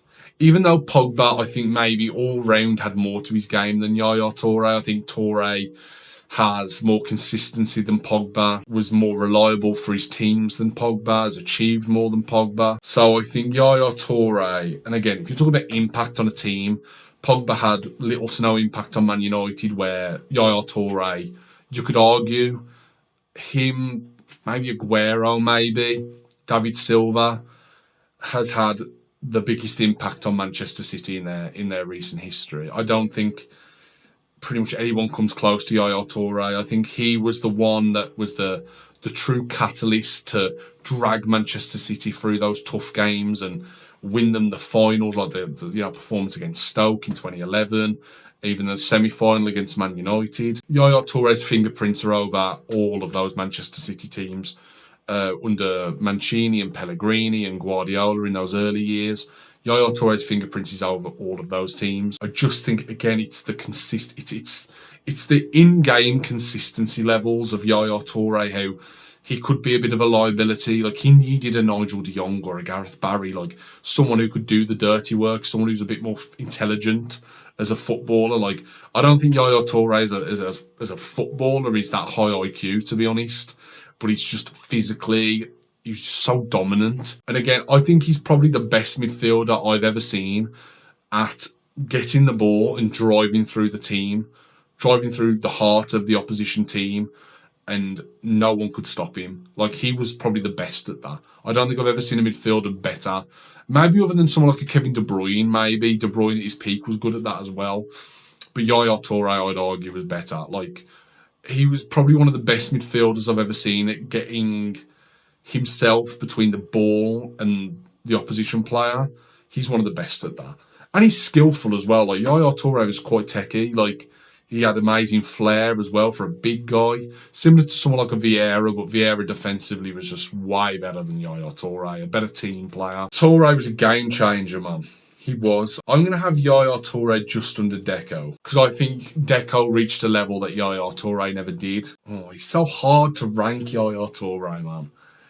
He's so hard to rank. I think if you're talking direct competition, I think Deco was better than Yaya in his prime, but Yaya is way more, has a better longevity, I guess. I don't think Yaya Toure is better than Michael Ballack. I don't think. No, Ballack's better than Yaya Toure. I think Yaya Toure sits there. I think he's pretty comfortable there, actually, Yaya Toure. He's better than Van Nistelrooy, I think. I think if you're talking about direct competition as a midfielder, he's more consistent than Schneider. He's more consistent than Isco. Mascherano, yeah, I think. SCN, yeah. Even though I think on his day, SCN's probably better than all of these. But I think he sits there, yeah. Or is he above Falcao? No, he's above these. He's above Deco and Falcao. You know what? I'm going to have him right at the end of icon, because he is. He's an iconic footballer, man. Yaya Toure is an icon. For all of the criticism that I have of him as a defensive player and his lack of awareness defensively, his ability, man, when he was playing with Fernandinho, like, that combination just allowed Yaya Toure to flourish. Like, Fernandinho would do all that dirty work, all of the things that, let's be honest, Yaya wasn't very good at. Fernandinho would do all of that and allow Yaya to be this. I mean, that 13-14 season under Pellegrini, Yaya was unstoppable that season. He's there for me. He's right at the end of icon. I think his legacy is more cemented than someone like Falcao or Deco. Even though I think they were better than Toure at their peak, I think Toure's consistency levels are better. I think his impact in his respective league, that he really made a big impact in the Premier League, I think Toure is cemented in that for me. I think he sits there. Gianluca Zambrotta. Gianluca Zambrotta was a brilliant right back. I think Zambrotta was a world-class right back. He was. But I don't think I'd have Zambrotta over Alba. Zambrotta's just over Diego Milito, I think. He's over Stam. Yeah, Zambrotta's over Stam, but he's not above Nedved. I think Zambrotta between 2002, at Juve, brilliant at Juve, went to Barca after Calciopoli, went to Milan. But by the time he went to Milan, he was already a shell of his former self. World Cup winning right back for Italy. An amazing up and down right back, great crosser of the ball. Technically savvy as well, like, really, really good on the ball. Zambrotta, quite skillful as well, actually. Like, as a right back, he's one of the most skillful right backs I've ever seen. By the time he went to Barca, he wasn't the same player, I don't think. At Barca, he wasn't the same player. Eventually got replaced by Dani Alves. Equally at Milan, he was already past his peak. So yeah, I think Zambrotta sits just under Nedved for me. I think that's a good place for Zambrotta. Next up, Zanetti. Javier Zanetti's high on this list. I think he's a legend. I really do. I think he's above all of these, Zanetti. Zanetti's above Roberto Carlos for me for this era. I think he's above all these. He's a legend. Zanetti's above Van Dijk. I'm going to have Zanetti just under Paul... No, I'm going to have him above Scholes. I think Javier Zanetti is one of the greatest footballers of his generation. He has every single quality that you need. He's tactically intelligent. In his prime, he was fast. Really fast, so hard to get past. Defensively incredible, tenacious, aggressive, amazing on the ball, could play in midfield, can play as a right back, a right mid, a right wing back, holding midfielder. He was incredible, Zanetti. One of the greatest captains of all time. And again, I think cemented his legacy with that treble win. Maybe he's a bit too high, actually. Maybe he needs to come down. He's above Van Dijk, Zanetti. Okay, let me really think about this. Because this is tough. I think he's better than Roberto Carlos for this era for sure. So he's above Roberto Carlos. I think he eclipses all of these. I think he's way more consistent than all these players and played at such a high level. Zanetti's so consistent, amazing for Argentina, one of the greatest Argentinian players of all time. Arguably Inter Milan's greatest player ever. So yeah, he's above Van Dijk, he's above Di Maria for sure. I'm going to have him above Gerard Piqué. He's above Gerard, he's above Robben. I think Lahm's over Salah. I think Javier Zanetti was incredible. That might be a bit controversial, maybe you might not agree with that. But I think Javier Zanetti was a force. He really was a force at right back. He was one of the most complete players of his generation. One of the best players of his generation. He played left back as well, man. He's so versatile. Like, he's one of the most versatile footballers I can remember. And he was elite. He was an elite midfielder, elite right back, elite left back. Zanetti's got everything, man. He really does. Similar to Lahm, like Lahm could do. I think there's not really much separating Lahm and Zanetti. You know what? I think I've just got to have them next to each other. Who was better, Lahm or Zanetti? I'm going to have Zanetti over Lahm. I am. I'm going to have Javier Zanetti over Philippe Lahm. Even though it's so tough, like Lahm's won the World Cup as well, which, then again, no Lahm. You know what? Lahm's over. Is Lahm over Vieira? Yeah, he is. Lahm's there, Vieira, Zanetti. I'm happy with that. Yeah, I'm happy with that. We'll leave it there for now. Zanetti might move, but it's so tough. It's really tough, like everyone else. Zinedine Zidane. Oh, this is going to be rough again, isn't it? This is going to be like an R9 thing, I think, with Zidane. Pre-2002, Zinedine Zidane's one of the greatest footballers to ever grace the game. What are we looking at in this era for Zidane? We're looking at one league title. We're looking at the Champions League final against Leverkusen where he scored that ridiculous goal. One of the greatest goals ever to be scored in a Champions League final. We're looking at his performances for France as well. Arguably France's greatest ever player. Him and Platini, probably. They flopped at the 2002 World Cup, granted. But 2004 Euros, Zidane was incredible. That, you know, the comeback against England. 2006 World Cup, arguably the best player at the tournament. You could argue. I'd still say Pirlo and Cannavaro were above Zidane, but Zidane was probably the third best player at that tournament. He was incredible, Zidane. 2006 World Cup, Zidane was incredible. And obviously that was his last tournament. He retired right after. Is Zidane's legacy in this era above Kaká? Is it above David Silva? I don't know, man. I don't know with Zidane. Zidane retired in 2006. So you're giving him such a limited, window. The Galacticos didn't achieve what they were meant to. Balance of the side were all off, even though Zidane individually was incredible. If this is like a stats game, like a numbers game, Zidane is affected because Zidane was never the type of player to get loads of goals and loads of assists. It was his ability to watch Zidane. Like on the eye, Zidane was ridiculous. Zidane in this era, does he eclipse even Toni Kroos? I don't think he does. He's an icon of the game. He is. I'd have him above Yaya Toure. I'd have him above Pepe. Above Torres, maybe. Then again, I don't know. I don't think I'm having Zidane over Torres, you know. What's he done? Kroos, you're looking at multiple Champions Leagues. You're looking at the World Cup, arguably being one of the best players at 2014 World Cup. The treble at Bayern, Kroos has done way more. Individually, I think his performances are better than Zidane. Zidane's a big game player, though, and the way his impact to drag France to that 2006 World Cup final was massive. But then, are we going to ignore his headbutt? If you're talking about a big game, he could have won a second World Cup. Arguably, he would have probably won the Ballon d'Or. If France wins that World Cup final, Zidane probably wins the Ballon d'Or. I think the story, the narrative, it's his last game. He retires, one of the greats of the game. Another Ballon d'Or, is that three Ballon d'Ors then for Zidane? Two, maybe, I think. I don't know, man. Yeah, I'm going to have Zidane there. I think having him over, then again, Deco's impact is bigger than Zidane, though. Deco's got a bigger impact than Zidane in this period, he does. Zidane's iconic as a footballer. Similar to someone like R9, his impact in this era is really low, man. He didn't really do anything in this era, other than The Champions League final in 2002, granted. His performances for France, granted. But Real Madrid in this era were poor, man. They underachieved. They didn't achieve anywhere near what they should have done. Big games, Real Madrid were poor. And Zidane was part of that. Like, you can't ignore that, really, when we talk about Zidane. I think Zidane's lower, you know. I think Zidane was world class in this era. He was. It's not like we're talking about R9, who dropped off a cliff and was physically poor, even though his numbers were still good. Like, Zidane was still really good. I think Zidane's over Pires. He's over all these. He's over Figo for me. Is he over Nedved? Yes, I do. I know Nedved won the Ballon d'Or. Then again, no. He's not above Nedved. I think I'm just going to have him just underneath Pavel Nedved. I am. I think, look, overall as a player, Zidane's better. But Zidane in this era, man, I'm sorry. He hasn't done anything.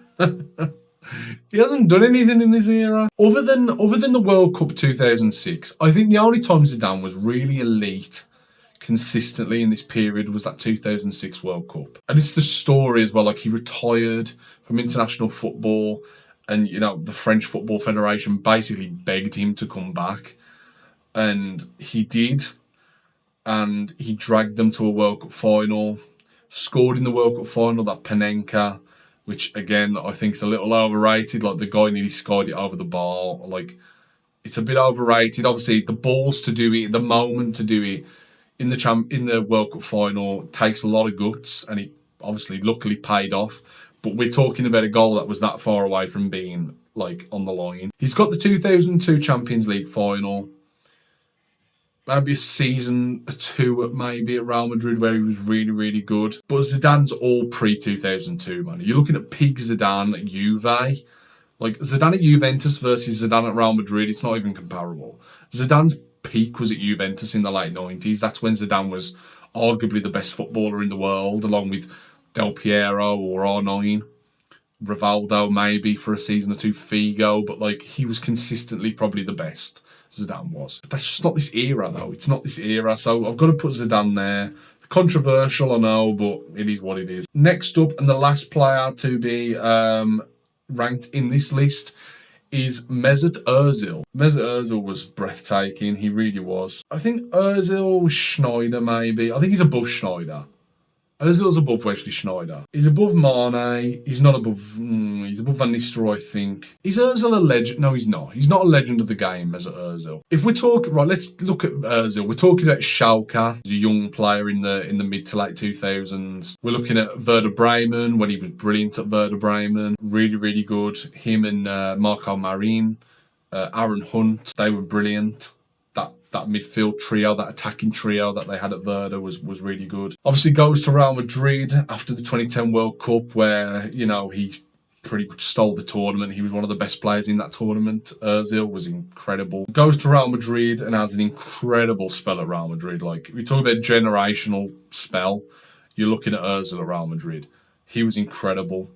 Really, really impressive at Real Madrid. Arguably the best number 10 in the world for 2-3 years, similar longevity to like a Deco. But then he went to Arsenal, and he was never the same player at Arsenal. Like, you talk about the level of players that he went from playing with. He was playing with Benzema and Ronaldo and Di Maria, and he goes from playing with that to then servicing Olivier Giroud and Yaya Sanogo and Podolski, and it's just not the same level. If Ozil was playing with Van Persie, like, would have been a different story, but he just missed out on playing with Van Persie. And I just think, again, we had a generational talent with Mesut Ozil, and we wasted him. We didn't build the team around him. We had players that really never serviced Ozil in the right way, and we wasted him. And then by the time Lacazette and Aubameyang came to the club, Ozil was already nearing the end. And it's such a shame, man, because talent-wise, Ozil's high, man. If you're talking just talent-wise, Ozil, like, is comparable to Iniesta for me. Ozil was so fast, great dribbler, vision, passing ability, numbers as well, one of the great assist providers of the modern game. Ozil post 2014, you could argue, maybe a little bit later, maybe post 2016, really. 2016 was the last year where Ozil was like elite. After that, he was inconsistent. He was in and out of the team. There was complaints about his playing style. He wouldn't press. He was just the last of a dying breed, really. Like, Ozil was the last true number 10 in an era where then there were no number 10s. You had to be, you know, in a midfield three that was aggressive and would press and were dominant off the ball, where Ozil wasn't that player. He was a provider. He was a serviceman. He was an assist machine. He was a creative, you know, playmaker. That's what Ozil was. And I think we never facilitated Ozil in that way. So really, we're looking at peak Mesut Ozil. We're looking at 2010 to 2013, 2014 at a push. That was peak Mesut Ozil.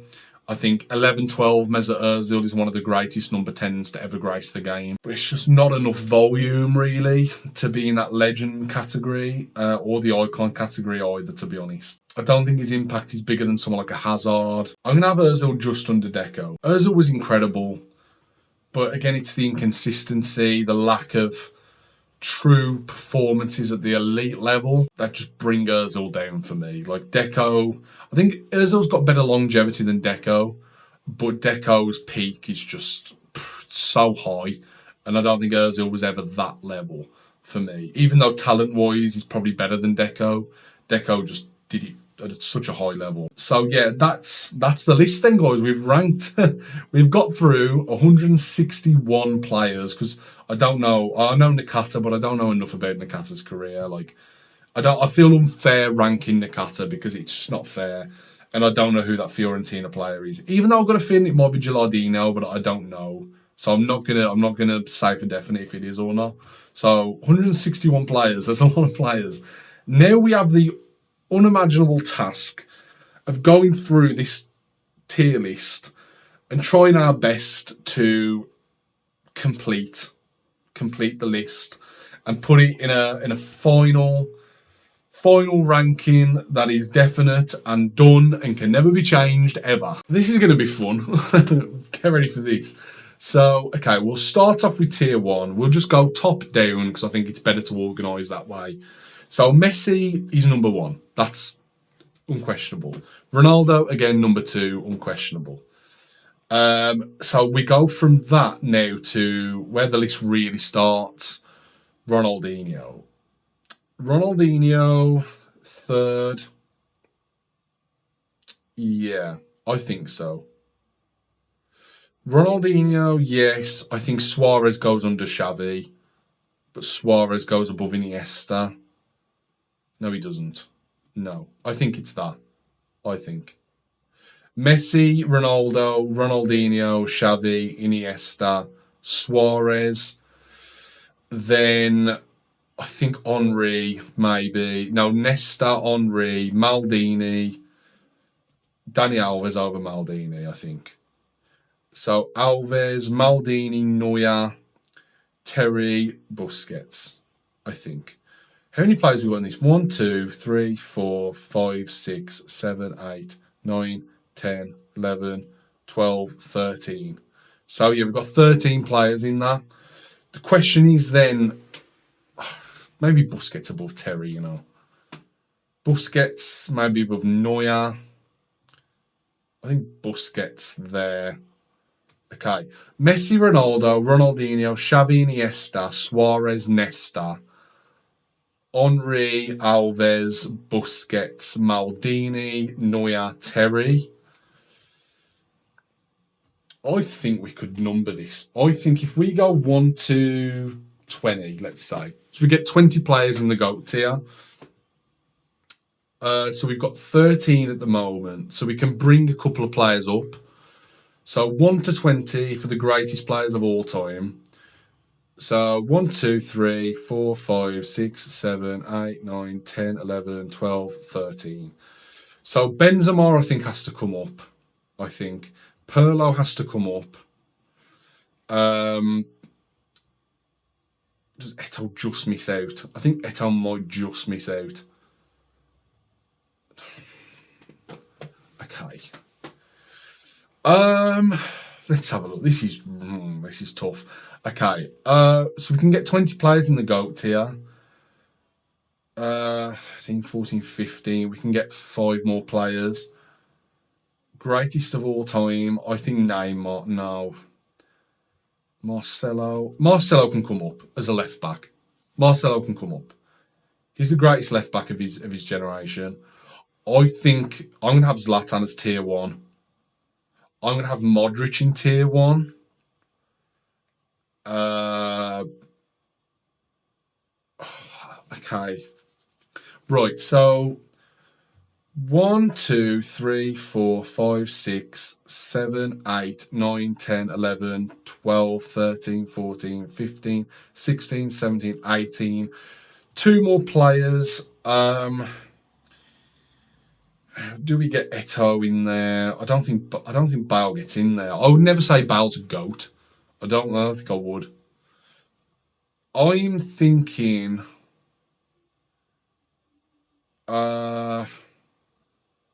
Buffon. I think Buffon is in that. Lewandowski. Scholes maybe. Lahm potentially. We've only got one right back, haven't we? I think we do. Could Lahm be in that list? I think Lahm is, So tier one, we've got how many defenders? We've got quite a few defenders, quite a few midfielders.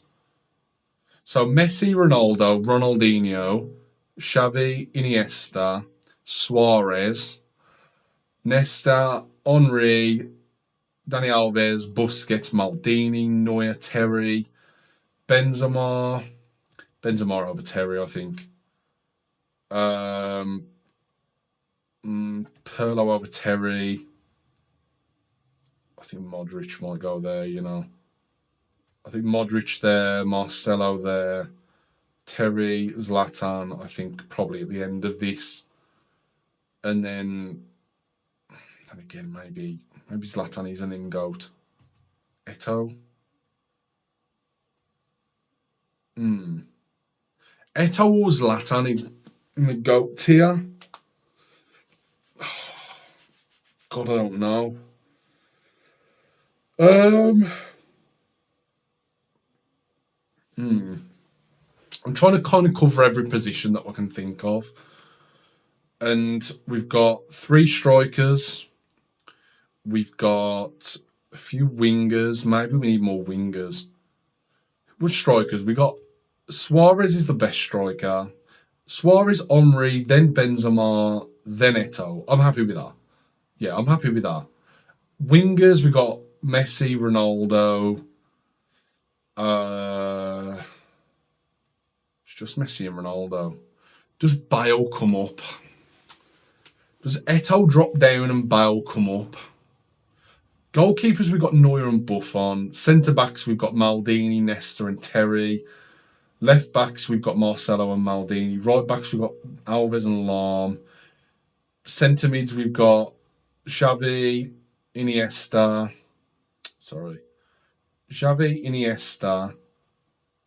There we go. Xavi, Iniesta, Busquets, Pirlo, Modrić. Yeah, I'm happy with that. So that is the top 20. So I'm happy with that. Legend, we're looking at, say, 21 through till 40, let's say. 21 to 40, I think, for tier 2. So we're looking at Zlatan. So we got 21, 22, 23, 24, 25, 26, 27, 28, 29, 30, 31, 32, 33, 34, 35, 36, 37. So 37, 38, 39.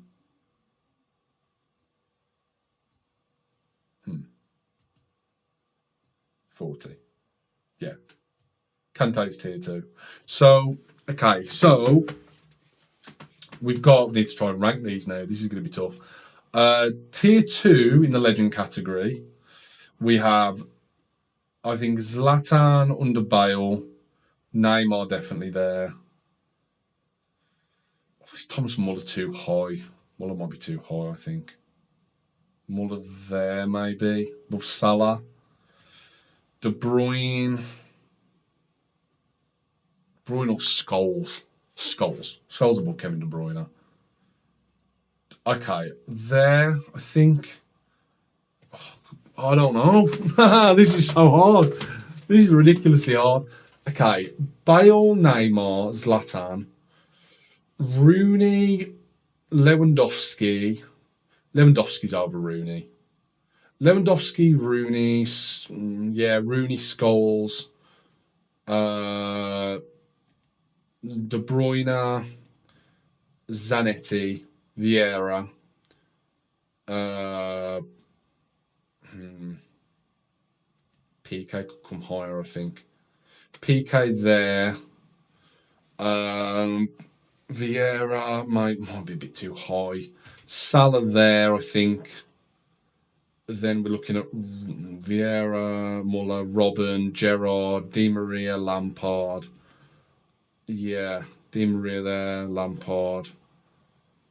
Van Dijk. Kaka's above Van Dijk. Kaka, Drogba. Van Dijk's at the end of that. Okay, so that's the tier 2 category done. This is really difficult. So, okay. This is going to, let's say, what are we saying for this? We're going to say 41 through till 80, I guess. Well, for Icon's quite filled out. Oh, yeah. Okay, right. This is going to be fun. David Silva just misses out on legend. It's tough, though. Really tough.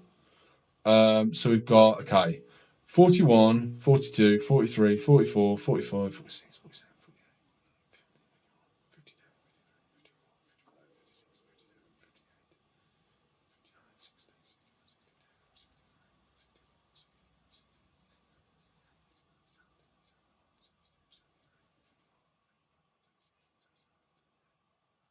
79, 80. Okay. Right, all these players. So that is actually 80 players. That's actually quite a mad guess. I've just counted them, and there's 80 players in the icon list.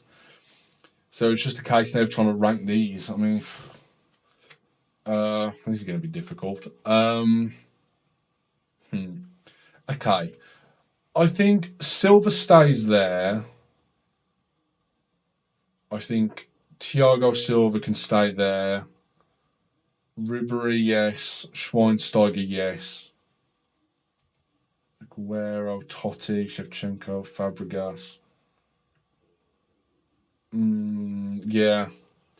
Fabregas there, then Seedorf, Roberto Carlos, Cannavaro, David Villa, Cafu, Ramos, Makelele, yeah. I think Kroos comes there, I think. Kroos there. Kroos is above Makelele. Yeah, he is. Kroos there, Makelele, Bonucci, Chiellini, Casillas, Chiellini, Courtois, Griezmann, Cech, Kane, Van der Sar, Raul, Del Piero, Puyol. Puyol's above Raul. Puyol's above all these, actually. Is Puyol a bit too low, you know? I think he is. I think Puyol might be a bit too low. Puyol should be up here, I think. I'm gonna have Puyol. Puyol there, I think. Just above Aguero. I think Ribery can maybe come down to there. There, I think. David Silva, Thiago Silva, Schweinsteiger, Puyol, Aguero, Totti, Shevchenko, Fabregas, Seedorf, Ribery, Roberto Carlos, Cannavaro, David Villa. David Villa could probably go higher than Cannavaro. David Villa, then Cannavaro, then Cafu. Yeah, Cafu. No, Cannavaro above David Villa, I think. I think Cannavaro's there. Cannavaro, Roberto Carlos. No, Cannavaro's there. Oh, this is really tough. This is way harder than I thought. This is really difficult.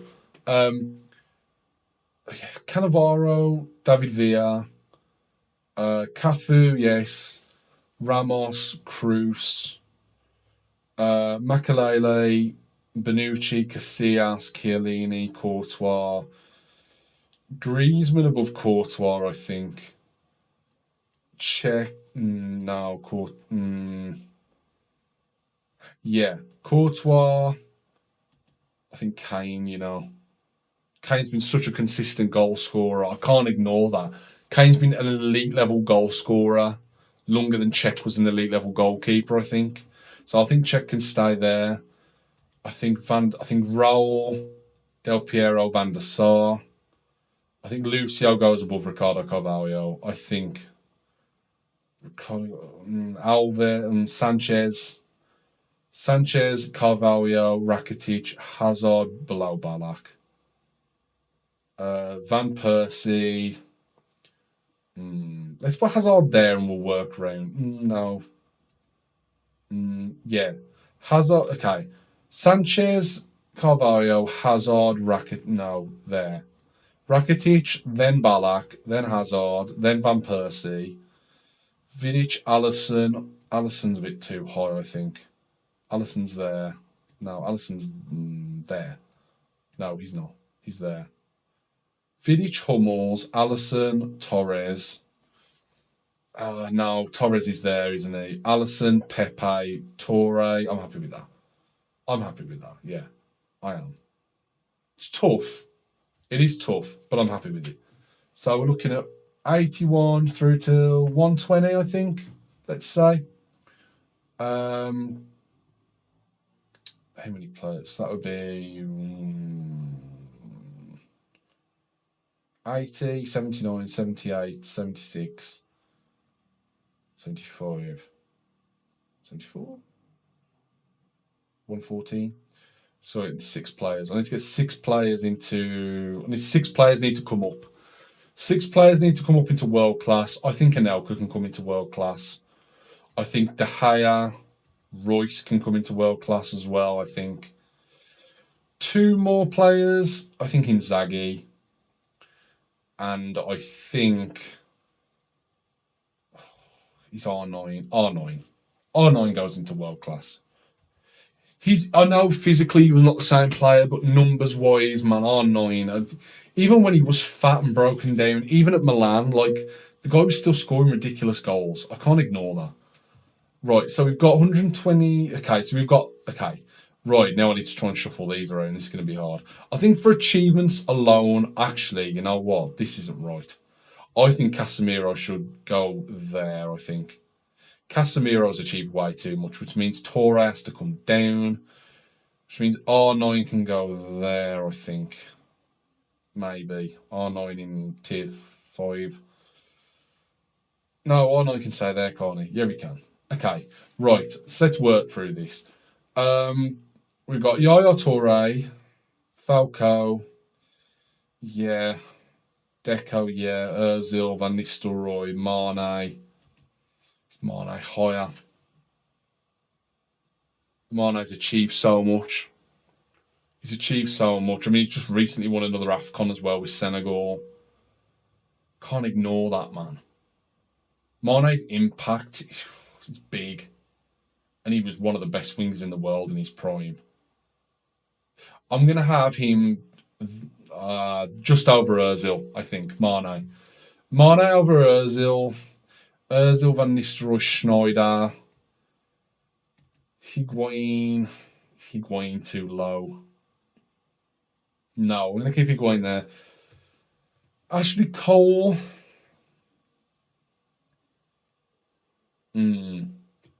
Okay. Ashley Cole's tough. Ashley Cole, I think Isco's too high. But Isco there for now and we'll just work around it. Deco, Mane, Ozil, Van Nistelrooy, Schneider, Higuain, Cole, Cavani,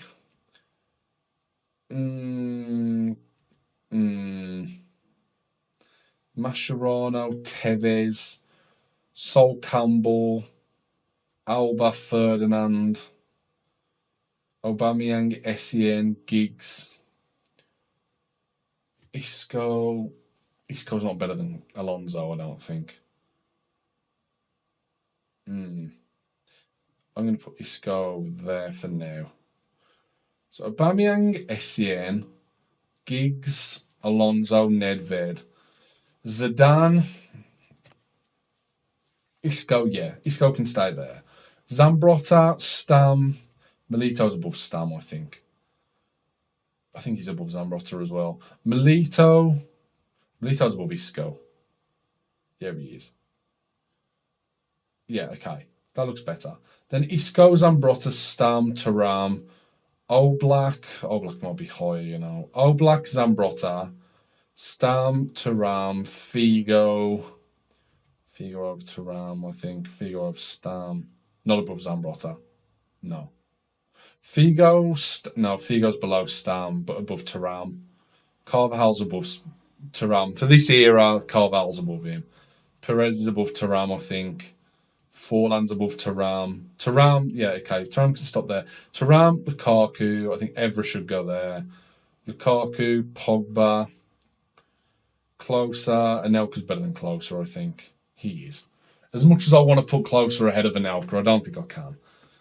So Closer, Inzaghi's probably above all of them. I think Inzaghi's above Lukaku, I think. Is Inzaghi higher? Inzaghi or Forlan? Inzaghi there, Thuram, Evra, Lukaku, Pogba, Anelka. Closer, De Gea, Royce, R9. R9's above Royce. He's not above De Gea. Okay. God, this is so difficult. So let's do 120 through till it's getting narrow now. Let's do this to 130. 121 to 130, let's say. So we've got to get 9 players in this. So we've got 121, 122. I think Dzeko has to come up for sure. I think Valdez probably can come up. I think Gary Neville can come up. I think Tony probably can come up. Okay. 121, 122, 123, 124, 125, 126, 127, 128, 129, 130, yeah. 130. So Son, Mata, Dzeko, Neville, Valdez. No, Valdez above Gary Neville. Tony's above Gary Neville. Then is he? Gary Neville might be too low, actually. Gary Neville there, I think. Gary Neville tier 5. Neville, Son, Mata, Dzeko, Valdez, Tony. Company could be above Tony, I think. Mata could be too high, maybe Dzeko, Valdez, Mata, Tony, Company, Crespo, Von Bronckhorst, Malouda. I'm happy with that. So then this is tier 6. So we've got 131 through till 140. 131, 132. Adrian can come up for sure. Khan can come up.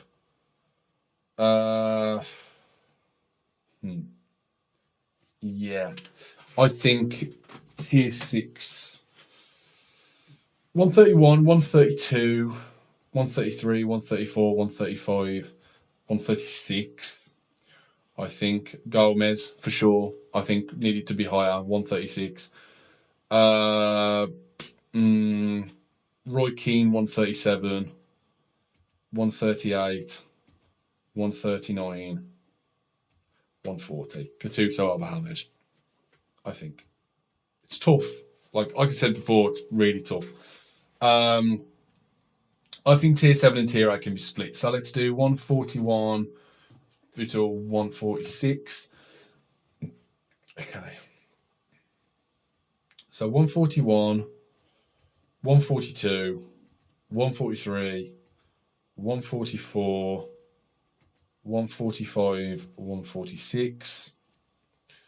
And then what's this? 147 are we looking? Yeah. 147 through to 152. Okay. 147, 148, 149, 150, 151, 152. Okay. I'm happy with that. And then you're just looking at the rest of the fodder, really, then, aren't we? I think. So we've got 152, 153 through to 3, 4, 5, 6, 7, 157. And then we've got the rest of them, which is 158 through till 58, 59, 161. There we go, guys. So I think that's right. I think Henderson's over Van Bommel, actually. Henderson, Van Bommel, Podolski, Vieri, Van der Vaart, Owen, Davids, Rui Costa. Rui Costa's above Davids. Rui Costa, Davids, Rivaldo, Veron, Kluivert. Veron's below Kluivert. Yeah. And then Gervinho, David Luiz. Yeah, okay. So, let's go through it then, guys. We've finished the rankings. So, in order, from 1 to 161, we've got in tier 1, 1 to 20, Lionel Messi, Cristiano Ronaldo, Ronaldinho, Xavi, Iniesta, Luis Suarez, Alessandro Nesta, Thierry Henry, Dani Alves, Sergio Busquets, Paolo Maldini, Manuel Neuer, Karim Benzema, Pirlo, Andrea Pirlo, Luka Modric, Marcelo, John Terry, Gianluigi Buffon, Philippe Lahm, and Samuel Eto'o. So that's tier 1. Tier 2, which is 21 to 40, is Gareth Bale, Neymar, Zlatan Ibrahimovic, Robert Lewandowski, Wayne Rooney, Paul Scholes, Kevin De Bruyne, Javier Zanetti, Gerard Piqué, Mohamed Salah, Patrick Vieira, Thomas Muller, Ian Robben, Steven Gerrard, Angel Di Maria, Frank Lampard, Kaká, Didier Drogba, N'Golo Kante, and Virgil van Dijk. So that's tier 2. That's the legend category. Tier 3, the icon category. This is between number 41 to number 40. We have David Silva, Thiago Silva, Bastian Schweinsteiger, Carlos Puyol, Sergio Aguero, Francesco Totti, Andrei Shevchenko, Cesc Fabregas, Clarence Seedorf, Frank Ribery, Roberto Carlos, Fabio Cannavaro, David Villa, Cafu, Sergio Ramos, Toni Kroos, Claude Makelele, Leonardo Bonucci, Iker Casillas, Giorgio Chiellini, Antoine Griezmann, Thibaut Courtois, Harry Kane, Petr Cech, Raul, Alessandro Del Piero, Edwin van der Sar, Lucio, Alexis Sanchez, Ricardo Carvalho, Ivan Rakitic, Michael Ballack, Eden Hazard, Robin van Persie, Nemanja Vidic, Mats Hummels, Fernando Torres, Alisson, Casemiro, and Pepe. So that's tier 3, guys. That's the icon category. Tier 4, this is the world class category. This is 81 to 120. We have Yaya Toure, Radamel Falcao, Deco, Sadio Mane, Mesut Ozil, Ruud van Nistelrooy, Wesley Sneijder, Gonzalo Higuain, Ashley Cole, Edinson Cavani, Javier Mascherano, Carlos Tevez, Sol Campbell, Jordi Alba, Rio Ferdinand, Pierre-Emerick Aubameyang, Michael Essien, Ryan Giggs, Xabi Alonso, Pavel Nedved, Zinedine Zidane, Diego Milito, Isco, Jan Oblak, Gianluca Zambrotta, Jaap Stam, Luis Figo, Dani Carvajal, Robert Pires, Diego Forlan, Filippo Inzaghi, Lilian Thuram, Patrice Evra, Romelu Lukaku, Paul Pogba, Nicolas Anelka, Miroslav Klose, David De Gea, Ronaldo Nazario, and Marco Reus. So that fills out tier 4, which is numbers 81 to 120. Next up, we have tier 5, the high quality category. This is 121 through till 130.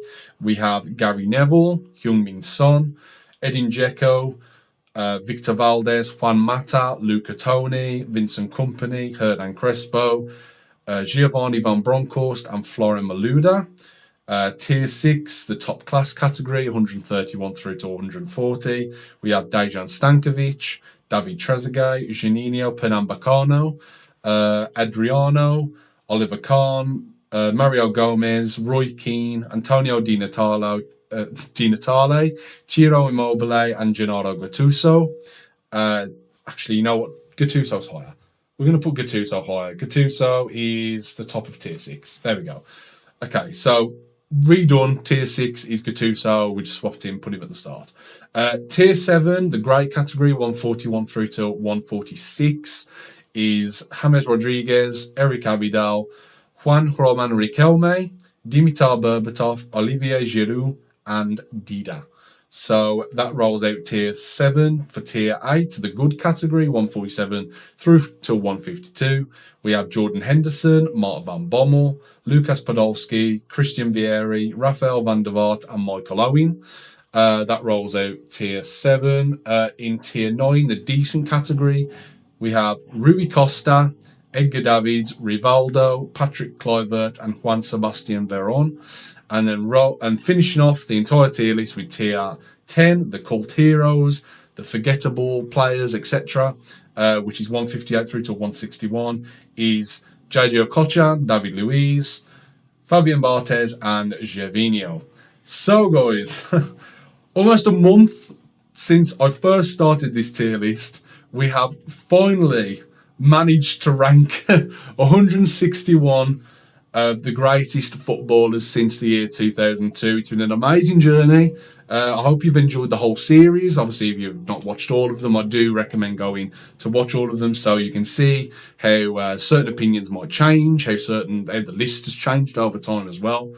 But I've got to say, I'm very happy with the list the way it's turned out. I think certainly it's been tough to rank them, and I've tried to be as objective and stubborn as possible, but I've tried to get multiple positions in each category. I've tried to be fair and honest and completely objective, take all my subjective opinions away, and try and really look at their careers, their ability, their longevity, and try and weigh everything up and really get a grasp of where these players deserve to be in an all-timer list like this. So, guys, thank you so much for watching. I've really enjoyed doing this tier list. It's been so much fun. And thank you for joining me with this journey that I've been on with doing this tier list. I've got loads of ideas for upcoming videos, so make sure you subscribe and hit the notifications bell so you never miss a future upload. I'm so excited to keep uploading, keep expanding the channel with more football content, because I really love doing it, and I'm guessing you guys like enjoying it, watching it too. So, once again, thank you so much for watching, and I'll see you down the road. See you later, guys. Ta-ra.